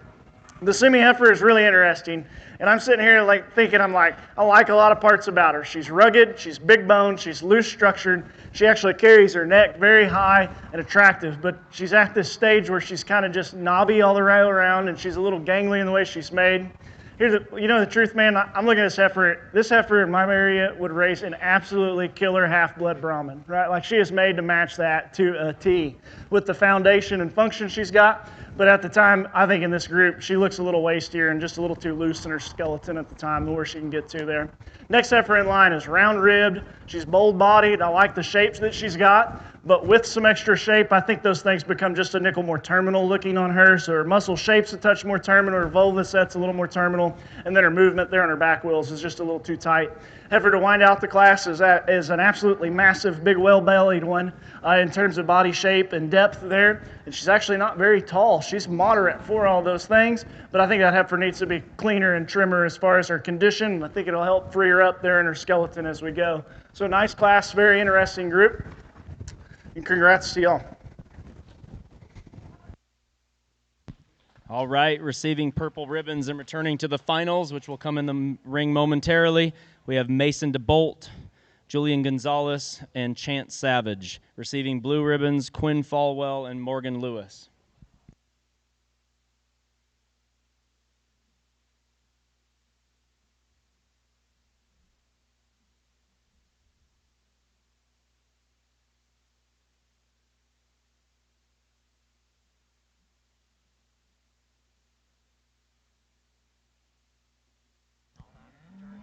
Okay. All right. Coming into the ring, we have our FFA Heifer Final Drive class winners. Luke Wade from Lind Ritzville. Olivia McGregor from La Crosse. And Mason DeBolt from Medical Lake.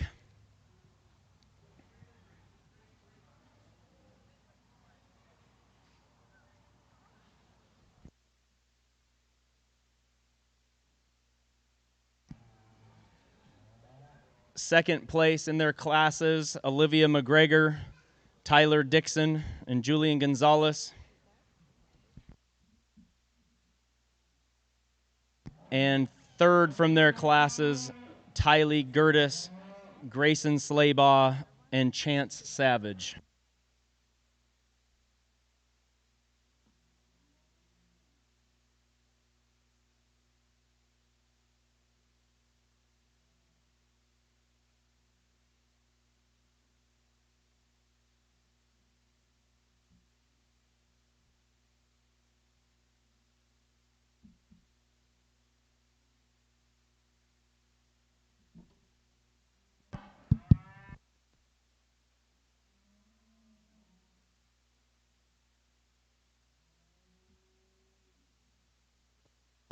As the heifers are getting into place, I'll announce that the barbecue is going on right now, and the FFA and 4-H market finals are at 6:30 p.m. here at the Cattle Ring, followed by the Supreme Champion market animal at 7 p.m.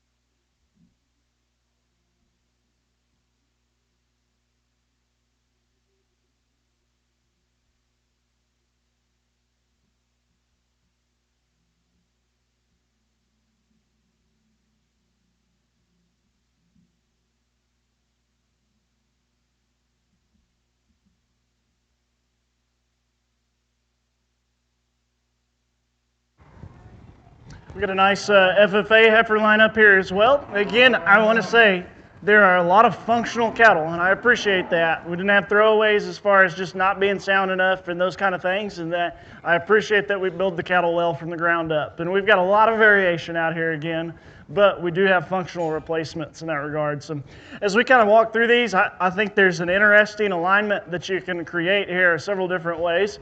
And so I speak just briefly about them. Our first class winner, this is my favorite heifer when we get the cattle moving. When she's moving, she is pulled together right, she's up-headed, she is awesome to look at, and she still reads with stoutness of feature and design. Maybe when we stop her, it's not as out there and neat and attractive when she's set here on the standstill, and it's my only holdup with her, because I love her on the move. Man, she is really, really awesome in that regard. She just wants to be just a little slack in her top here on the standstill. Our second class winner has got the real crazy parts, right? Like she's the extra skinny necked, really high tie-in one that's still very big in her pin set. She's got a really unusual look to her as far as her cleanness of lines. She is just a little shallower, built up just a little bit higher, and I don't think she's quite as flexible and confident in the way she presses the surface as what our first class winner does. But maybe on the standstill, she comes together just a little bit neater there in her top. And then our third class winner has got a lot of just really typical, prototypical types of replacement female parts here. She's moderate in her frame. She's really big in her rib cage. I really exceptionally like just how easy doing she looks. She looks like she'll require very little as a cow and then maintain herself as we go. And I don't know if she's quite as neat in places as what the other two class winners are, but she may be more solid in all those fundamental features or fundamental product pieces here in that regard. So like our three class winners, all a little bit of a different kind, and they all come together pretty neat, and I think they're all highly quality cattle. I do think the selection for champion and reserve is interesting. We have different things. I know we take the picture standing still, young man, but I like the way this one goes, the way it comes together. She's going to be our champion, so congrats to you, man. Grand champion heifer Luke Wade from Lindritzville. The second place heifer in that class was really bulky and broad, and I really like that. I think I got a neater looking heifer here in her balding. I thought these two were very close in a toss-up on what they are, so congrats to you, young lady. Reserve champion Olivia McGregor. Second place in that class, also just a really solid cow in the way she's put together. Maybe not quite as neat in her feature. My third favorite, though, one, and here comes from our third class. Nice job, young man here. Very, very nice female. We'll bring her right out. Third overall, Mason DeBolt. Second behind her fits that same bill as far as just body shape and depth and being practical, and she's the one that probably provides us with the most performance. I got a little more decision here, 4-5, so I'll turn my mic off, but if y'all would, all of our kids that come back for our heifer show, very nice show. Congrats to y'all, and good luck with your females.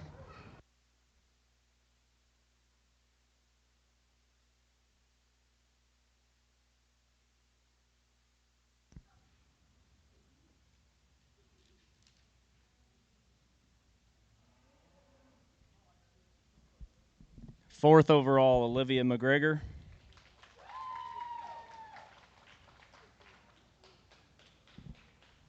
and 5th, Tyler Dixon. All right, we're going to ask everyone to clear the ring except for Luke and Olivia with the Grand and Reserve, and we're going to bring in the Grand and Reserve 4-H heifers for a Supreme overall heifer show.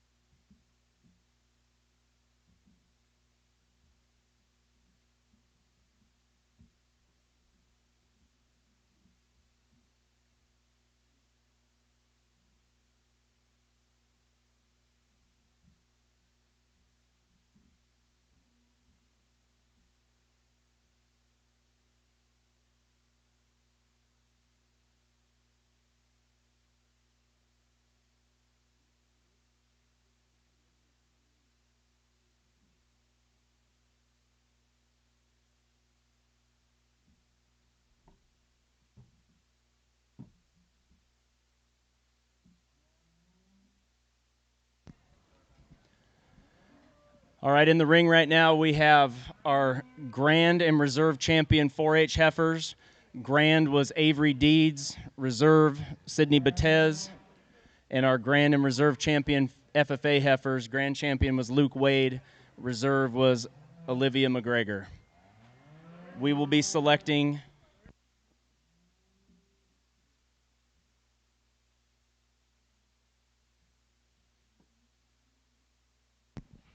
in this overall drive, we will ask our judge, Joe Rathman, to place these heifers 1 through 4.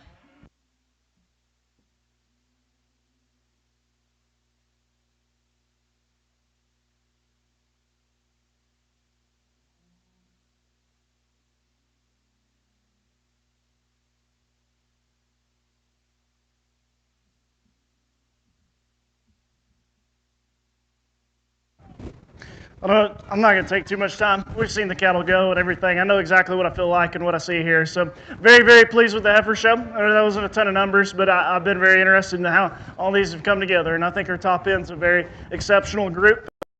Future, but I do care very well about the FFA one here. This is a good heifer, man. Congrats to you, sir. Very interesting deal in there. We're going to stick, the Hereford's going to be reserved there. Congrats. Awesome cow, and then we're going to go with the 2 FFA heifers. Very, very close in all this, though. Congrats to y'all, and good luck with them. Thank you. All right, now we will take heifer pictures.